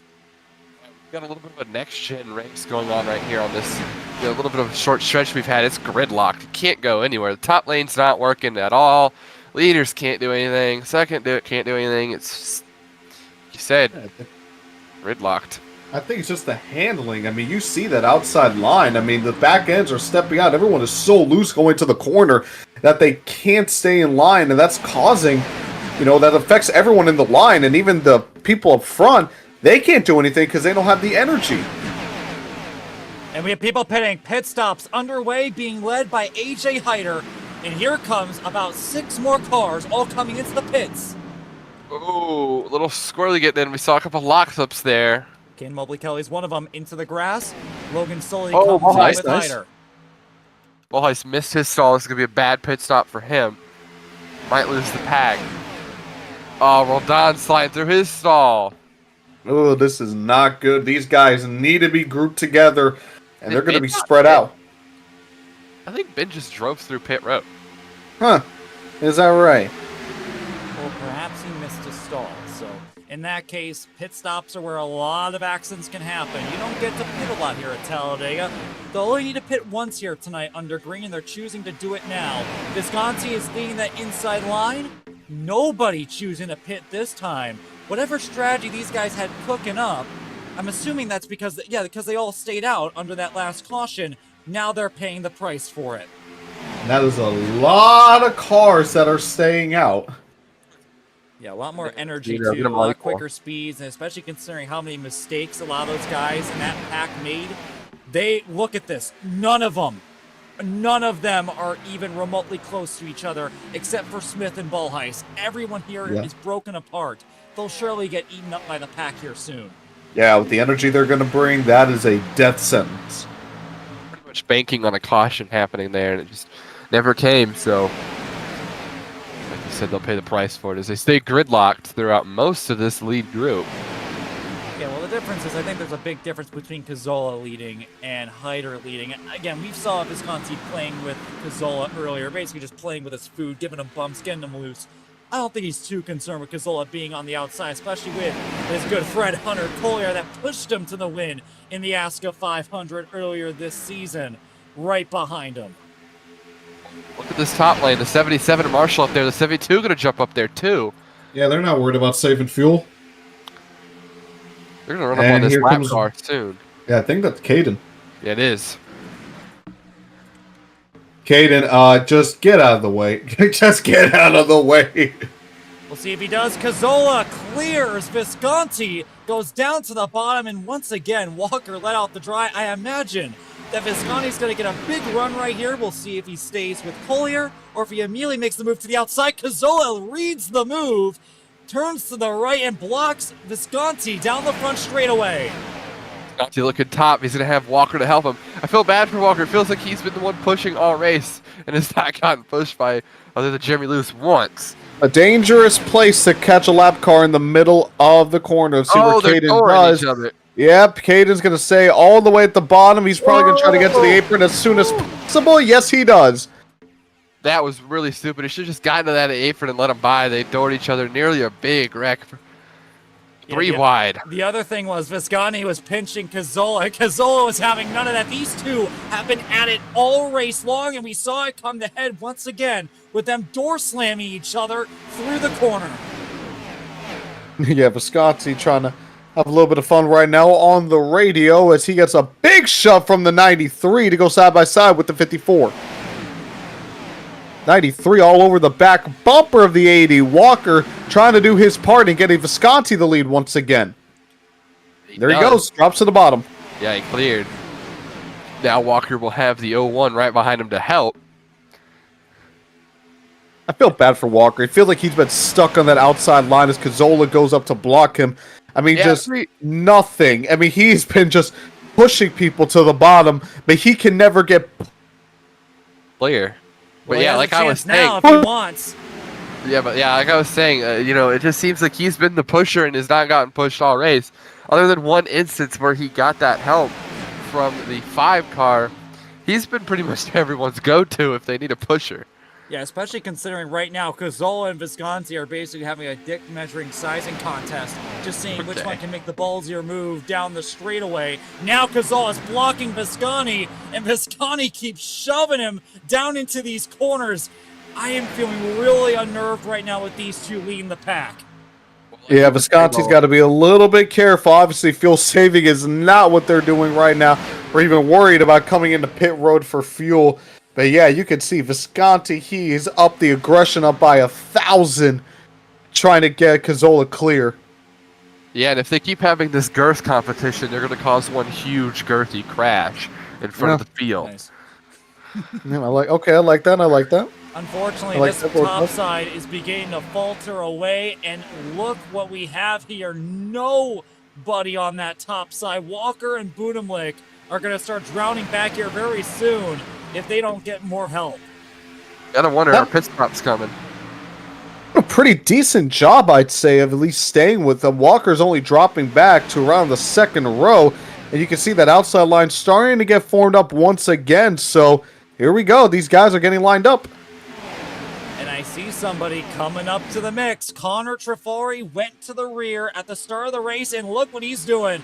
He's trying to make moves on that high side. That's going to be Heron going with him. We'll see if anyone joins Trifari in that third line. It looks like Vajenkumar, he thought about it, and now he's going to commit for now. There is a hole on the bottom, but right now, Lewis, he kind of slot that. Ow. And now, Trafari, he's just going to slot back down. Yeah, he'll get to that middle lane. That seems to be the best lane. He can get up to about 5th in this middle line, which would be around 10th place, I believe. While all that was going on, that is Aiden Walker taking the lead of the race, but not for long. The Season 4 Talladega winner, Nicholas Budimlik, to the lead. As soon as Walker got the lead once again, he has to push somebody else. I feel bad for Walker, man. Walker, I mean, if you're Walker now, you're just thinking, all right, Budimlik, just get on the outside. I'm going to push you as much as possible. I want to lead for once. He stuffed the crap out of him there down that back straightaway. Got him off the track a little bit. Here comes Marshall. Marshall got in that argument there with Thurston last week. Like I said earlier, he's plus 52 to the good. He needs a good night here, and he could lock himself in early. Visconti here talking about, like, oh, how do I know you're not double agent Christian? You know you've basically been the most aggressive driver today, right? Whoa! That was big coming out of that tri-oval. I mean, Marshall has two aggressive Budimlik spinning, Connor Burke. And Connor Trafari all behind you. You're definitely going to be getting a little sideways, but you're surely going to be getting some pretty good pushes. Another aggressive pusher, Jeremy Lewis, joining the team. So we got two guys confirmed coming into pit road. That is Connor Burke and Nicholas Budimlik. So both of them stating that they are going to pit. Marshall's pitting as well. He slots down to the bottom. So pit stops are about to commence once again. Troxel going to come in as well. Yeah, they are about to start. And here comes everybody. That's about half of the pack coming in. Field. Let's see how things roll. 4 wide down pit road. Chubinski. Hey. That was insane. Got real sideways. Did not hit anybody, though. Chubinski scaring me a little bit, but he saves it. Might get a speeding penalty for that. But for the most part, he scares everybody. Everybody makes it in safely. That will give the lead over to, if my timing board would like to update, that will be Kayla Hankins taking the lead. Huh. Ryan just clobbered that wall in pit road. Heard Thurston seems upset at somebody right now. Yeah. And now next time by, we'll see if anyone joins them down pit road. One of them will be Trifari. Everybody else is coming in except for Oscar Enriquez. No. Everybody looking good right now. Yeah, a lot cleaner and tidier. Yeah. A lot more cleaner and tidier. And the big thing here is that compared to that first group Whoa, a Revelo! That first group, here's that first group that came in. Now they've picked up each other, but look what's happening here. They're going to catch the tail end of this pack with Bows. They're going to have to pick up some people before they can really get up to the main pack, which looks like right now the 29 is leading it, but I don't think that he's on the lead lap. Right now, David Hamrick is going to be leading the field, followed by Ethan Harrison, Cazzola, and Marshall. OJ leads this group. He's laps down, though. This group comes out pretty unorganized. And look who came out net lead. Connor Trifari right now up ahead as the pack is now beginning to pass all these guys. But look at this. There must be some pit strategy going on in regards to how much fuel people are taking if anyone took tires, because you are seeing two completely different packs. Yeah, everyone is spread out right now. This is going to be really interesting to see when everyone gets jumbled up, especially with the energy. 42, the 9, and the 72. I mean, they got each other, so they got a little bit of help, but I don't know if it's going to be enough. Right now, Connor Trifari leads, pushing Owen Chabinski. Kale Hankins behind him. Then it's going to be Vijay Kumar and Chris Lilly. Trafari and Lilly, they were saving fuel at the rear of the field. I imagine that they took less in the tank because of that. As Enriquez comes out of pit road, he's going to get swallowed up by the entire pack without any help. And that will conclude green flag pit stops. How about rookie David Hamrick leading what is going to be the second pack? Now coming up to Trafari now. Especially because riders say that they are a little short on gas. They're pretty close. Well, they did pit early, but it is interesting as well because, I mean, think about it. You got a couple guys here who haven't been up front much today. I mean, the 72 was up front, but I mean, Chabinski wasn't up front. Majenkumar hasn't been up front. Even Lilly hasn't been up front. So it's kind of an unknown with the guys leading right now. Yeah. Here comes David Hamrick on the outside of Connor Trafari. This is for the lead. Owen Chabinski kind of holding up the bottom right now. I'm surprised Trafari hasn't tried to pass him yet, but it's too late now because David Hamrick has the lead with a huge shot from Ethan Harrison. Yeah, that's just the energy from that outside line. They had so much time to make it up, and you see the fruits of their labor right now. 77 goes down to the bottom. Ethan Harrison will cover. Oh, hike. Oh. We're going for a second. Cazzola. What? Cazzola? Yeah, he's at the top. Yeah, give us. We're going 4. Yeah, they were 4 wide. Where? You guys are stupid. Anyway, Whoa! Ethan Harrison on the top. Bat push from Hamrick. Hamrick's not giving in to anybody. We saw Aiden L. Walker being very cooperative, pushing people along that middle lane. Hamrick has a much different attitude, and now we're going 4 wide as Ethan Harrison's going to the rear. Shows how much can change in one lap. Just a lap ago, Harrison was leading that bottom, and now he's all the way at the back of the pack. Well, we got a lap car leading this, and a big shove that 9 car going to give to him. Yeah. Mic off. Yeah, I don't know what Trafari's doing. I don't know why he hasn't tried to get by OJ. Oh, we got a spinner! Yeah, we got our first spinner. We'll see if he can hold it on that top of the track. Oh, no! Oh, my God. That is just killed the 71 car. Oh, no. Man, he just slid down the track, and the 71 just had no brakes and ran right into him. Huh. And that's going to be 2 hard crashes in turn 4 for Corbin Collins. His chances of winning Talladega and possibly making the playoffs are over. Let's take a look at that accident. Let's see. Oh, I see. So, from the looks of it, the 54 tried getting down below him, but the 1 car was there, and he tried coming back up thinking it was clear and just clipped him and turned him around. 13 also gets involved in this. He'll have his hood is gone. That is Quentin Haley. And then right here at the end, he starts sliding down the track, and Corbin Collins is just going to destroy the front end of the car. Landon Warren gets a piece too. But that is an ugly crash right there for Corbin Collins and for David Hamrick. Well, I don't understand why Collins is going that fast into the wreck anyway. He pretty much had that missed. If he would just slow down, he was so far behind it and just boom. Well, went about 140 into him.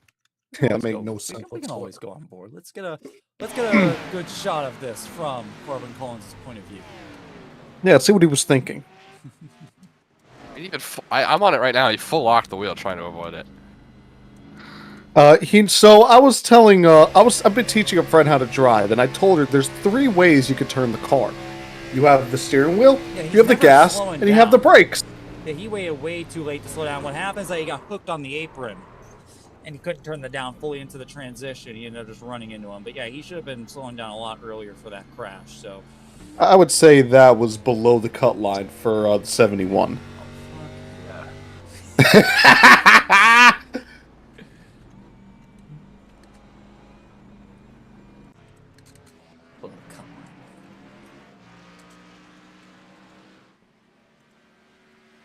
I mean, the cut line has just as many views as we do.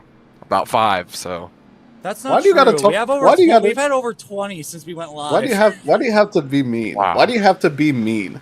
It's just because it's a super speedway, Gavin. I'm trying to have fun, trying to incorporate some extra things to the coverage, and then you just have to be mean.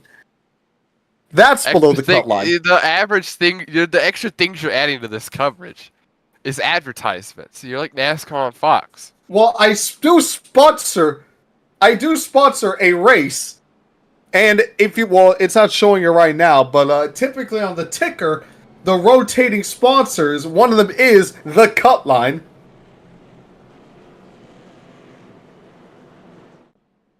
By the way, watch the cut line after every cup race on the Daily Downforce YouTube channel. You know what I just realized? What'd you realize? I didn't have the advertisement thing on the whole race. Yeah, I know. I see it. Yeah, oops. You know, I'm very good at this stuff. Don't worry, guys. Season 10, I'll finally get it down. Sorry, guys. You guys aren't getting your money's worth. I'm gonna get We get that fired Gavin Graham now. part-time start where you commentate while racing. What? You guys have given me so many ideas to do that. One of these races, like, if there's, like, a really dead race, I'll do it for fun. But we do have a race to look at because we're going to be coming back here with about 10 laps to go. And things couldn't be even more weirder. Jason Marshall right now leading this race. Connor Trafari spent most of the middle of this race in the back of the pack, saving fuel for that final pit stop. Took a little bit less than the tank. And he's now going to find himself second on this restart. Again, he's coming into tonight's race 13 to the good right now. And he will not be here for Darlington. This is going to be his last chance to guarantee himself into the playoffs after what can be described as his worst ASCA Cup Series season so far. However, he has a lot of opposition behind him. You got Christian Visconti, who has had no friends out there except for Hunter M. Collier all race long. He's been continuously running through the back of people, making it 2-3 wide to get up to the front. Having two aggressive guys like Visconti and Trafari up front, we saw what happened when these two clashed last season. We'll see if things get even worse this time around. And watch out for Keola Hankins. He's been the top 5 for the entire race. He's looking for his first ASCA Cup Series win. It could come tonight.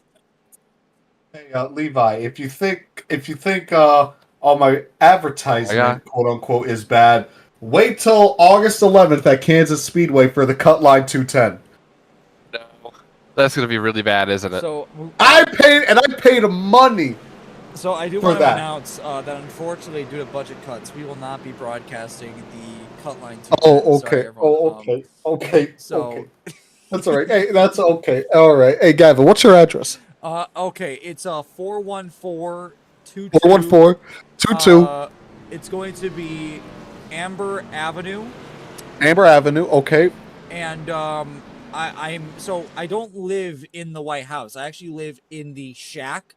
In the backyard. So if you do come over to the house, it's going to be a random family you don't know. But let them know that there's someone in their shack in the backyard. That's where it'll be. And that's we should also let you know. Yeah. And you also let them know we're going to go back green. Yes, that's exactly what we're doing. Jason Marshall, Connor Trafari. Let's go back racing here with about 10 laps to go. Ooh, is there a little bit of a stack up there on that restart? Everyone kind of spinning the tires just a little bit. Marshall immediately goes to the top. He's going to pick up Trafari. Both of them are going to go down to block Visconti. And now the 72 is going to lead that charge on the top. Yeah, that bottom lane got going really well. The top lane's pretty much back to the third place in line. I had no idea there was that little laps left. All the aggression had disappeared towards the end of that. Yeah. This race has been going by pretty quickly. Trafari got in behind Marshall. That opens the door here for Hankins to try to go for the lead. And he's got the best pusher all day, Aiden Walker right behind him. And how about Connor Berkey right now in the top 10 in a position to steal one at Talladega? Walker giving a push to the 72 Hankins. Hankins going to get on that rear quarter panel of the 3. Going to try to side drive just a little bit, go side by side with him. And I think he's going to be up front of this charge. Visconti thinks about moving to the top, but the 27 quickly covers that hole, and he's got to stay at the bottom. Man, it was really close for that lap right there. 0.0001. Oh, my goodness. And watch this, because Visconti is going to be stuck. He can't really go anywhere. And if I'm those guys on that outside line, if I'm Connor Berkey right now, you need to be pinching him, because as we get towards the final few laps of this race, he will split the middle between Walker and Trafari if it means he gets up to the front. But that might not matter, because here comes AJ Hyder with about a team of 6 on the outside. Yeah, making it aggressive. He's got a couple guys up there. He's got a couple of the other CLD cars, Aina Revelo, Ethan Harrison, who's been out front today. Got Caden pushing him as well. Oh, Cazzola thinks about it. Yeah. Really dumb. Might have killed their momentum. About turned himself there. Now he finally gets ahead of the 24. There. Just misjudged the distance. Look at this 9 car. He's not gotten out front until here late in the race. And now he's in a prime position to get his first win of the season and put himself in a good spot. Entering Darlington where he'll miss, and the 10 gets really sideways up in the wall. They'll hold on to it. Diego Roldan gets back down to the middle. Caden gets in the wall. Top starting to lose some little cars. love tap. Yeah, that outside line's gone now. I mean, everybody on that middle line was trying to pick up the momentum, and it just ended up destroying that third line. And that's what we've been seeing all day. Just a lack of performance, lack of grip, and you're seeing a lot of bad blocks, too, that end up killing their runs. Now both Cazzola and Troxel aren't able to go anywhere. Well, you're going to start to see a lot of desperation from this middle and back half of the field with only 9 laps to go, I believe. You got that right. And Marshall and Trafari have been a really good team on that bottom. Unfortunately, Hankins and Walker have just not been able to do as much as I think that we were expecting. But that top has come back to life. Here comes Abe Troxel and Gabe Cazzola. Making it work right now. Oh! It started to come back here this last lap. They got a lot of cars up there. This is the biggest the top lane has been all day. Pretty much the whole entire field is 3 wide. There we go. It's coming soon. There's going to be a big crash there. 4 wide for a split second. Scotty got a little squirrely there. And now if you're mid-pack, you got to be worrying. That big one is coming anytime I see Lily back there. I see Lily backing out. I don't blame her. This is and there we go. Multiple cars in the back, and it looks like even Trubinsky head on into the O2 upside down. A horrible crash coming out of turn 2. Chris Bowes, Owen Shabinsky, Quentin Haley. Somehow, only 3 cars ended up actually getting torn up in that. Everyone else is rolling. Man, I'm surprised Hyder in the 80 didn't get more damage in that, or really got anything. He saved it. What an incredible move. Yeah, upside down. I don't know how he didn't. Look at how close he got to going up. These guys were getting so aggressive, and it was Chris Bowes. Chris Bowes ran into Hyder. Bowes comes back up the track. Kempton runs into Chabinsky, who comes right on top of another car. That's Quentin Haley, who then gets into, I believe that's Kempton. Oh, I'm sorry, no, that's actually Caden Mobley-Kelly that gets a piece. Well, it looks like the middle started to stack up. I don't think this is fully on the O2. He definitely, yeah, it pretty much is, but there was definitely a stack up on that middle lane that he wasn't anticipating. Man, that 42 hit the wall tailing the senior angle. Good God. He had who was that he was on top of? Quentin Haley. And then Quentin Haley put another car up in the air. The O2. And here's the 99 Bowes. As Bowes hits the wall and gets slammed by Haley on his door. A hard hit there for Bowes.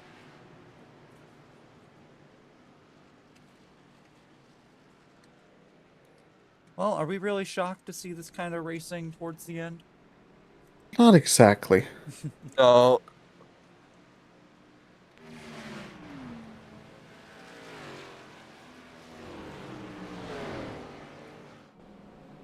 That just means we're going to reset it and try it again. We should be back with about 5 or 4 laps to go. So, if we thought things were getting aggressive now, they're going to get real aggressive. Yeah. And a big shout here to A. Troxel, rookie here in the number 10. He had an incredible move on the outside. I thought that he was over when he came up and blocked Cazzola, and that entire top line broke apart. I thought it was over, but just the amount of aggression. I mean, it seems like that, at least for today, you're gridlocked. You really can't go anywhere if you're on that second line. But what's different about the next gen with this car is that you can make a third lane work. And we saw everybody in that second half of the pack immediately make the move up to the top. It would have been really interesting to see what would have happened if they could hold it steady. Yep. Especially because now I think the aggression is going to amp up further because we're going to go back green with what, about 4 laps to go? Yeah, it's going to get really, really close to the end of this. It's going to be a little crazy. At the top of the show, we talked about Connor Trafari and the type of position that you want to be in at the end of the race. Armani said top 3. He's right now sitting second. Now, last season, we were in the same exact position. Going into the final corner, Connor Trafari was racing with Corbin Collins for the win, and he made that move to try to pass him, and he ended up getting wrecked. If you are Connor Trafari right now, if we're coming to the white flag, coming to the final corner, and the one guy ahead of you is Marshall, do you make that move? You only get if you're only guaranteed 1 week suspension, why not? You're not going to make next week anyway. Well, Yeah. Everybody. Here's the deal, though. If he ends up getting crashed because of that move, he misses the playoffs. I like that option too. I don't want him in the playoffs. Well, damn, I think we found our solution here. Also, let's be honest. We're really going to act like Connor is going to just sit back and just be content. This is a guy who wrecked, what was it, Ethan Harrison at the first lap at Las Vegas when he won the race last season? Well, and this is what, like a lap 1 or lap 2? It was on the final restart. He plowed through Harrison, wrecked half the field, and won the race by default because his only competition was a guy with damage and a pedophile. So it really didn't end up. Oh, God. Oh, my God. So he kind of just got the win on a silver platter. Okay. For the people in the chat that know, you know, you know. Anyways, we're double file, guys. Who's ready for another restart? Marshall keeps going down to the apron. I don't know if he's trying to save fuel or what's going on with him, but something I noticed that he's doing compared to everyone else.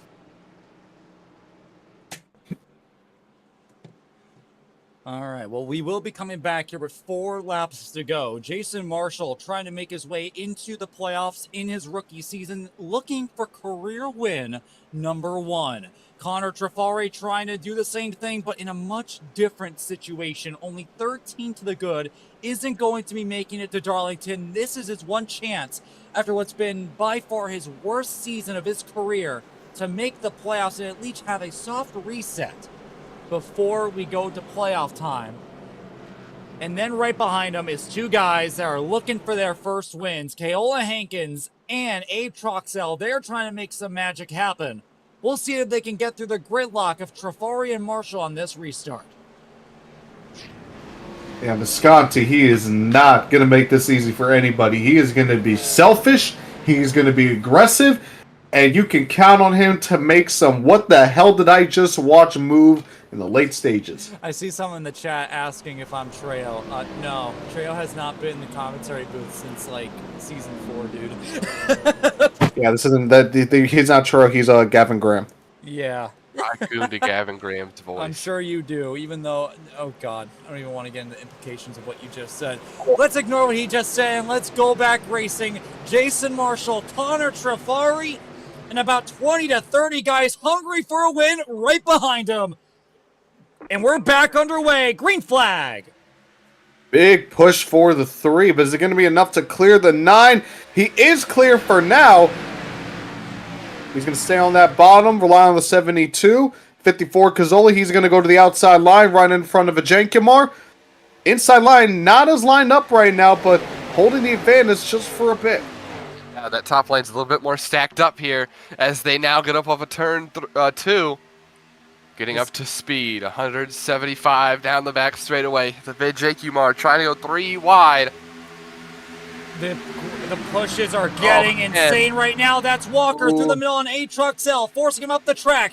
Down the bottom is the 65. Everyone holds on to it. We're going to be coming back to 3 to go. This time by Visconti is clear for the first time. He's going to get a block there from Keola Hankins as Hankins takes the lead of the race. A lot of shuffling right now. No, the Tiggar is around into the wall. And back across the field, he's up in the air going, oh my God. And we're going to overtime. Yep. That was a big hit. He just came across the track. I thought he was going to, again, go upside down. And what could have been a really good result for the rookie. Thurston got taken out. Ooh. Thankfully, he's locked into the playoffs. So this race, maybe besides some extra bonus points, doesn't really mean a lot. Let's take a look at that one. The 10. Abe cleared himself on the 60. And when he hit another car, I believe it was the 77, he bounced off into the wall. And then just did not lock it down. Came across the track, got clobbered by the 87. Yeah, look at Thurston, nowhere to go. And then here comes across the track. And right at the end here, Budimlik is going to just destroy the 29 of Ben Leffert. And what will be a third crash of the night there for Ben. I think this one will end it for him for sure. I don't understand why he did that. Well, he wanted to avoid the car ahead of him. I get it, but oh my God. That was an ugly hit. That was an ugly hit.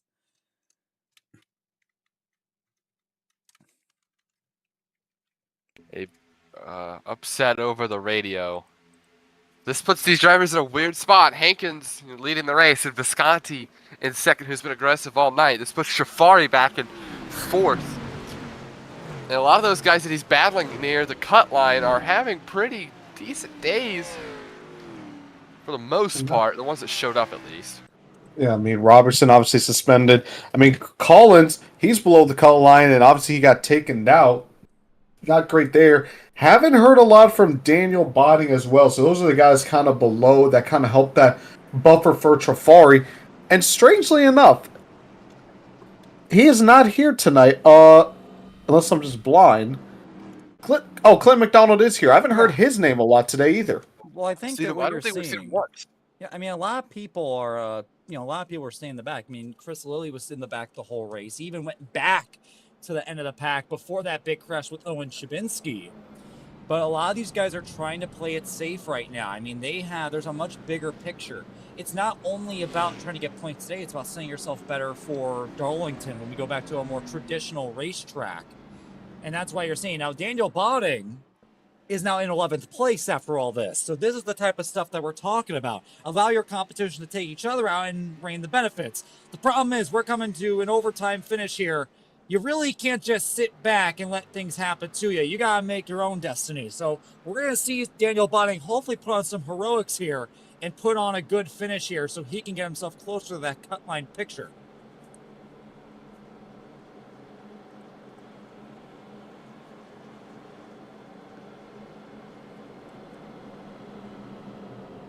And just me personally saying, I would love a Daniel Botting win.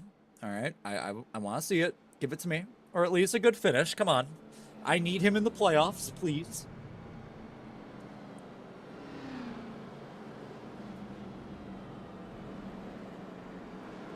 No. Nope. Alright, I'm gonna kill myself now. David Brunson has just said 6-7 on the radio. I'll be right back.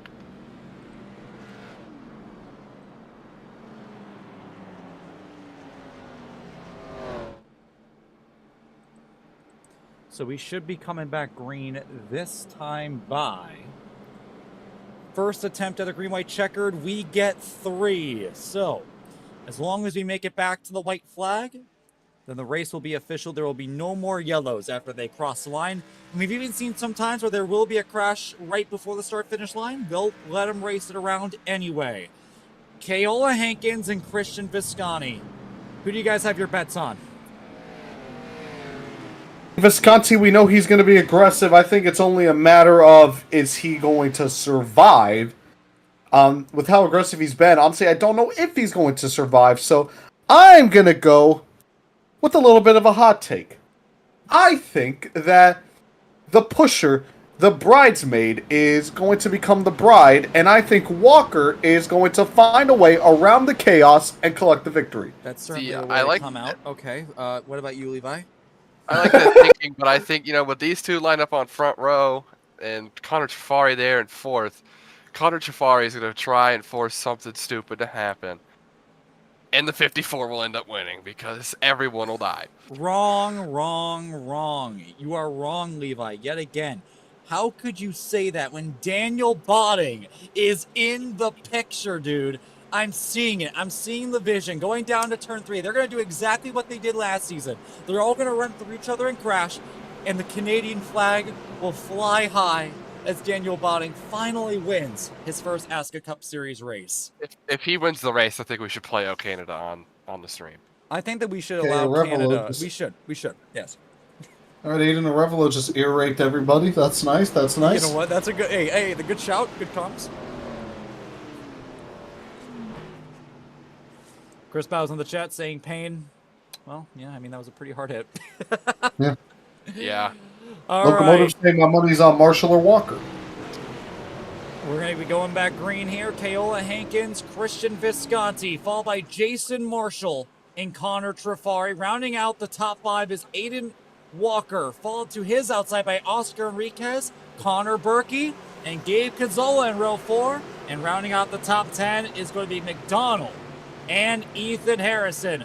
Let's see if we can make it back to the white, and let's see who's going to win in Alabama. Green flag is back in the air. A lot more even restart this time between the top two. Jafari with a great push for Visconti. Hankins is going to clear, I believe, but he's going to stay on the bottom. He does.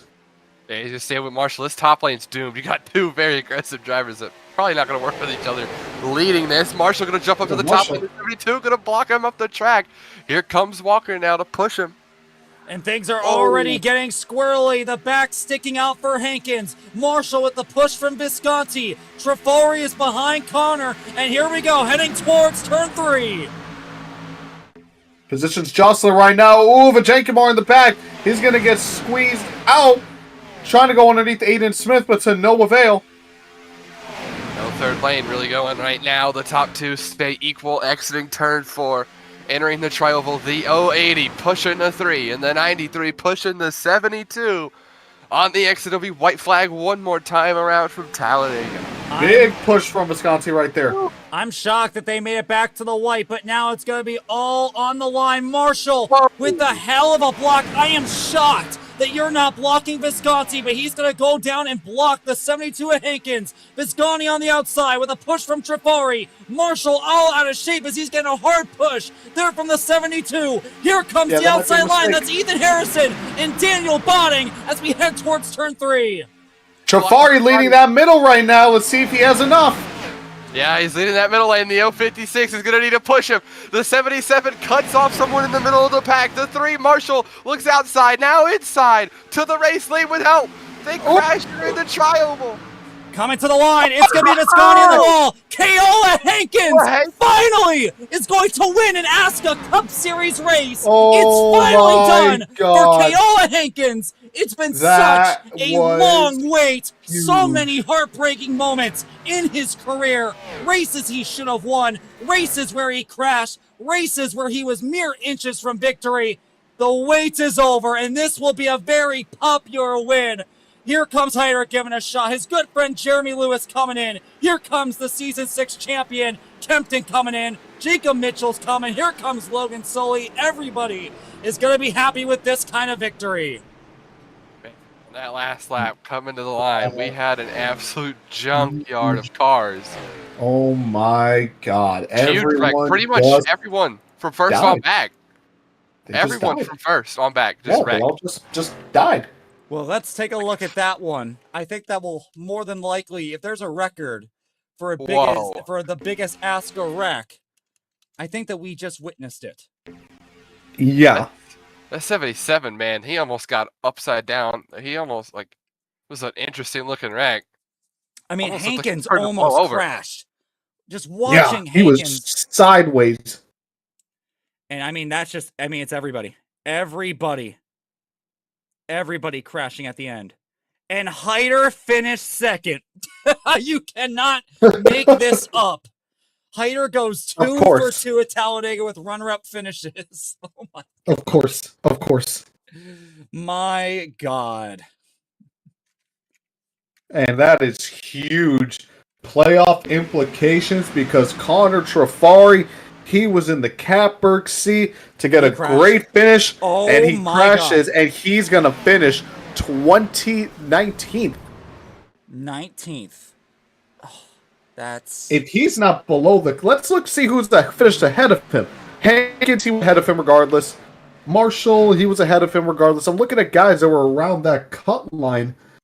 I mean, Lewis, he had a good finish. Lilly had a good finish. McDonald had a good finish. A lot of guys that he needed to beat finished ahead of him because of that big wreck. So Trafari, missing Darlington, he might be missing the playoffs too along with that. Ignore the fact that we have the wrong race logo. Here are the results here. Keola Hankins finally, as he is not going the right way. Hold on.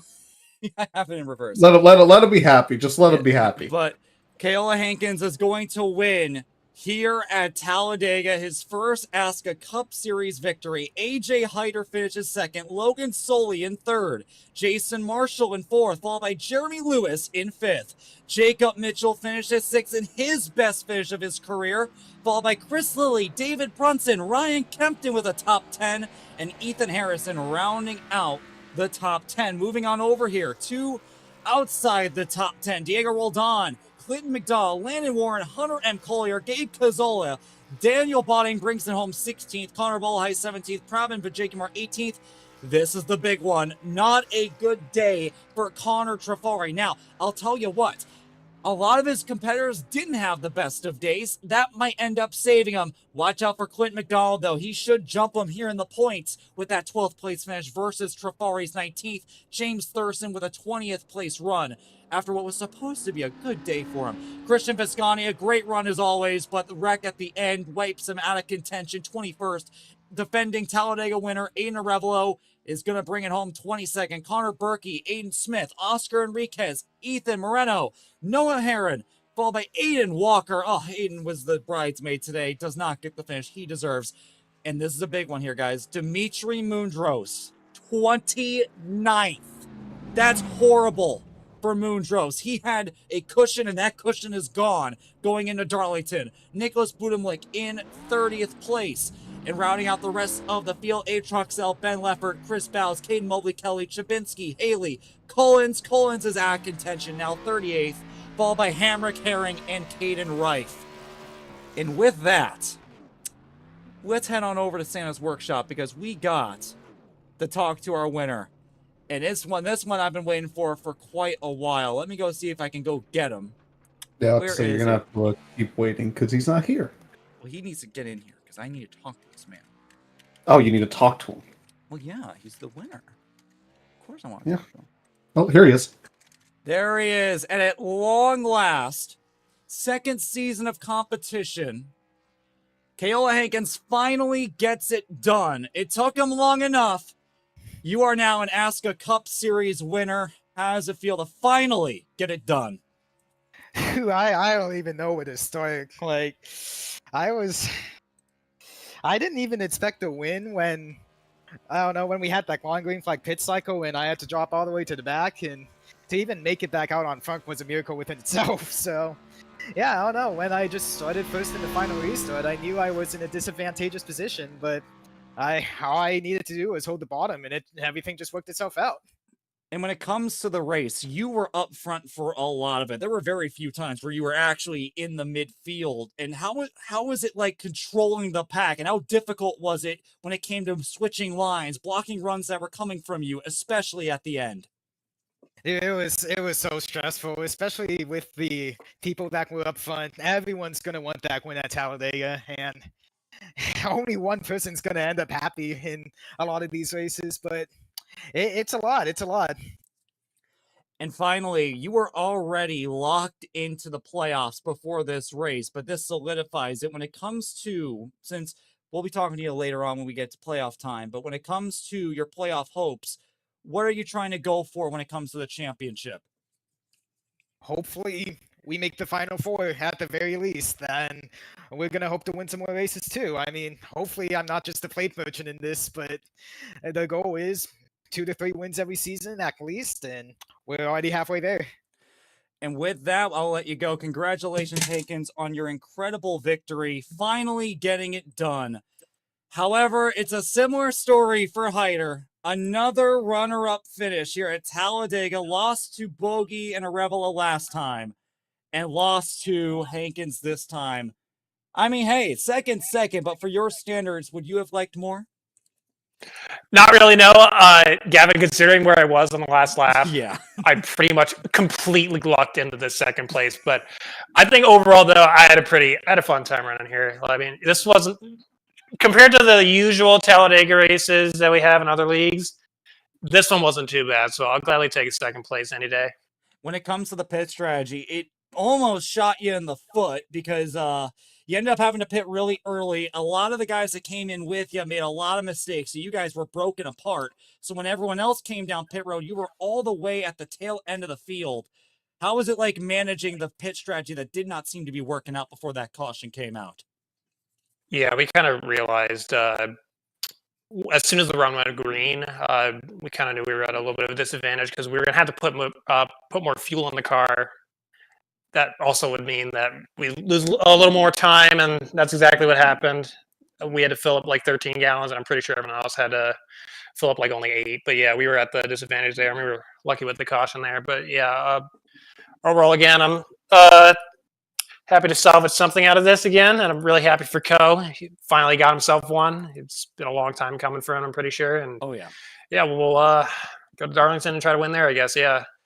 And with that, that's Hyder finishing second. And this was a shock. Logan Sully back to a really good spot there for Logan. Third place, best finish in the iRacing era. Although I'm not too shocked. You were up front. You were making moves in that third lane throughout the race. And we've seen you in previous races having top 10 speed. How does it feel to continue to show good performance even on iRacing? It's cool. I mean, I feel like most of my finishes have been pretty bad, but I ran like low teens, but would like make some mistake or something and would like just like DNF or something. Like last race, I was fine, and then I just didn't brake like an idiot. But it's enjoyable. I haven't been able to race iRacing for ASCA that much. I don't know how many races I'll be able to do with this stuff, but I enjoy to race when I can, so I'm just grateful for that. Well, Logan, there really isn't too much else to say. You kind of took my other question about, I was going to ask how the transition's been to iRacing so far, but you pretty much answered that already. So, Logan, congratulations on the third place finish. And if things go your way here in your future starts, there's a very good chance I'll be talking to you again very soon. Hopefully, I mean, if I can like bring my wheel with me to college, because I'll be like moving in for the last like 4 races, so I don't know if I'll be able to race any of those. But if I can race like a mile and a half, maybe I'll be talking to you another time. All right. Well, that's Logan, everyone. Third place finish. Armani, Levi. Final thoughts after a very crazy Talladega race. Well, Crazy indeed. Crazy indeed. before I say my final thoughts, I want to bring up this very, very important stat. This is the most important stat ever, and that everyone should look into this heading into the next Talladega. 2 for 2 on iRacing. We've had a SpongeBob car win at Talladega. This is SpongeBob's superiority for the best show ever made. Next season, everyone should show up running a SpongeBob car, and they might win. But other than that, it was a crazy race. You know, a lot of gridlock and a little bit of fuel strategy, but it was pretty fun coming down towards the end of it and a couple big crashes, but the finish was awesome, and I enjoyed that race. It was pretty good. Yeah, me too. Armani? Yeah, can someone who's not in a SpongeBob car win now? No. God forbid Kane will. Yeah, no, I'm done rooting for him, Katie. You're trash. But I will say, a great race. I mean, there was a lot of gridlock. That top side definitely struggled, but we saw at the end when desperation starts kicking in, when these guys are really able to get into gear, they can make anything work. And when it comes to Kayla Hankins, it's about damn time. Throughout last season 7, he had winning pace and things just never went his way.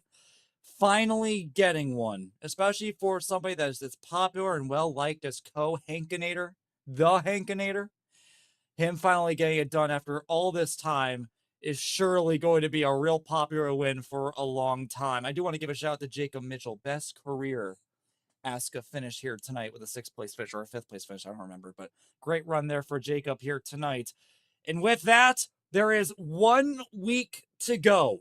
One more chance for these guys to make it into the 10-person playoff for the final few races of the Season 8 Championship. If you guys want to get a points update, they should be updated within the hour on ASCARacing.com. Go over to our social media pages on YouTube and on Twitter to go ahead and get access to that website. And we will be seeing you guys next week at Darlington for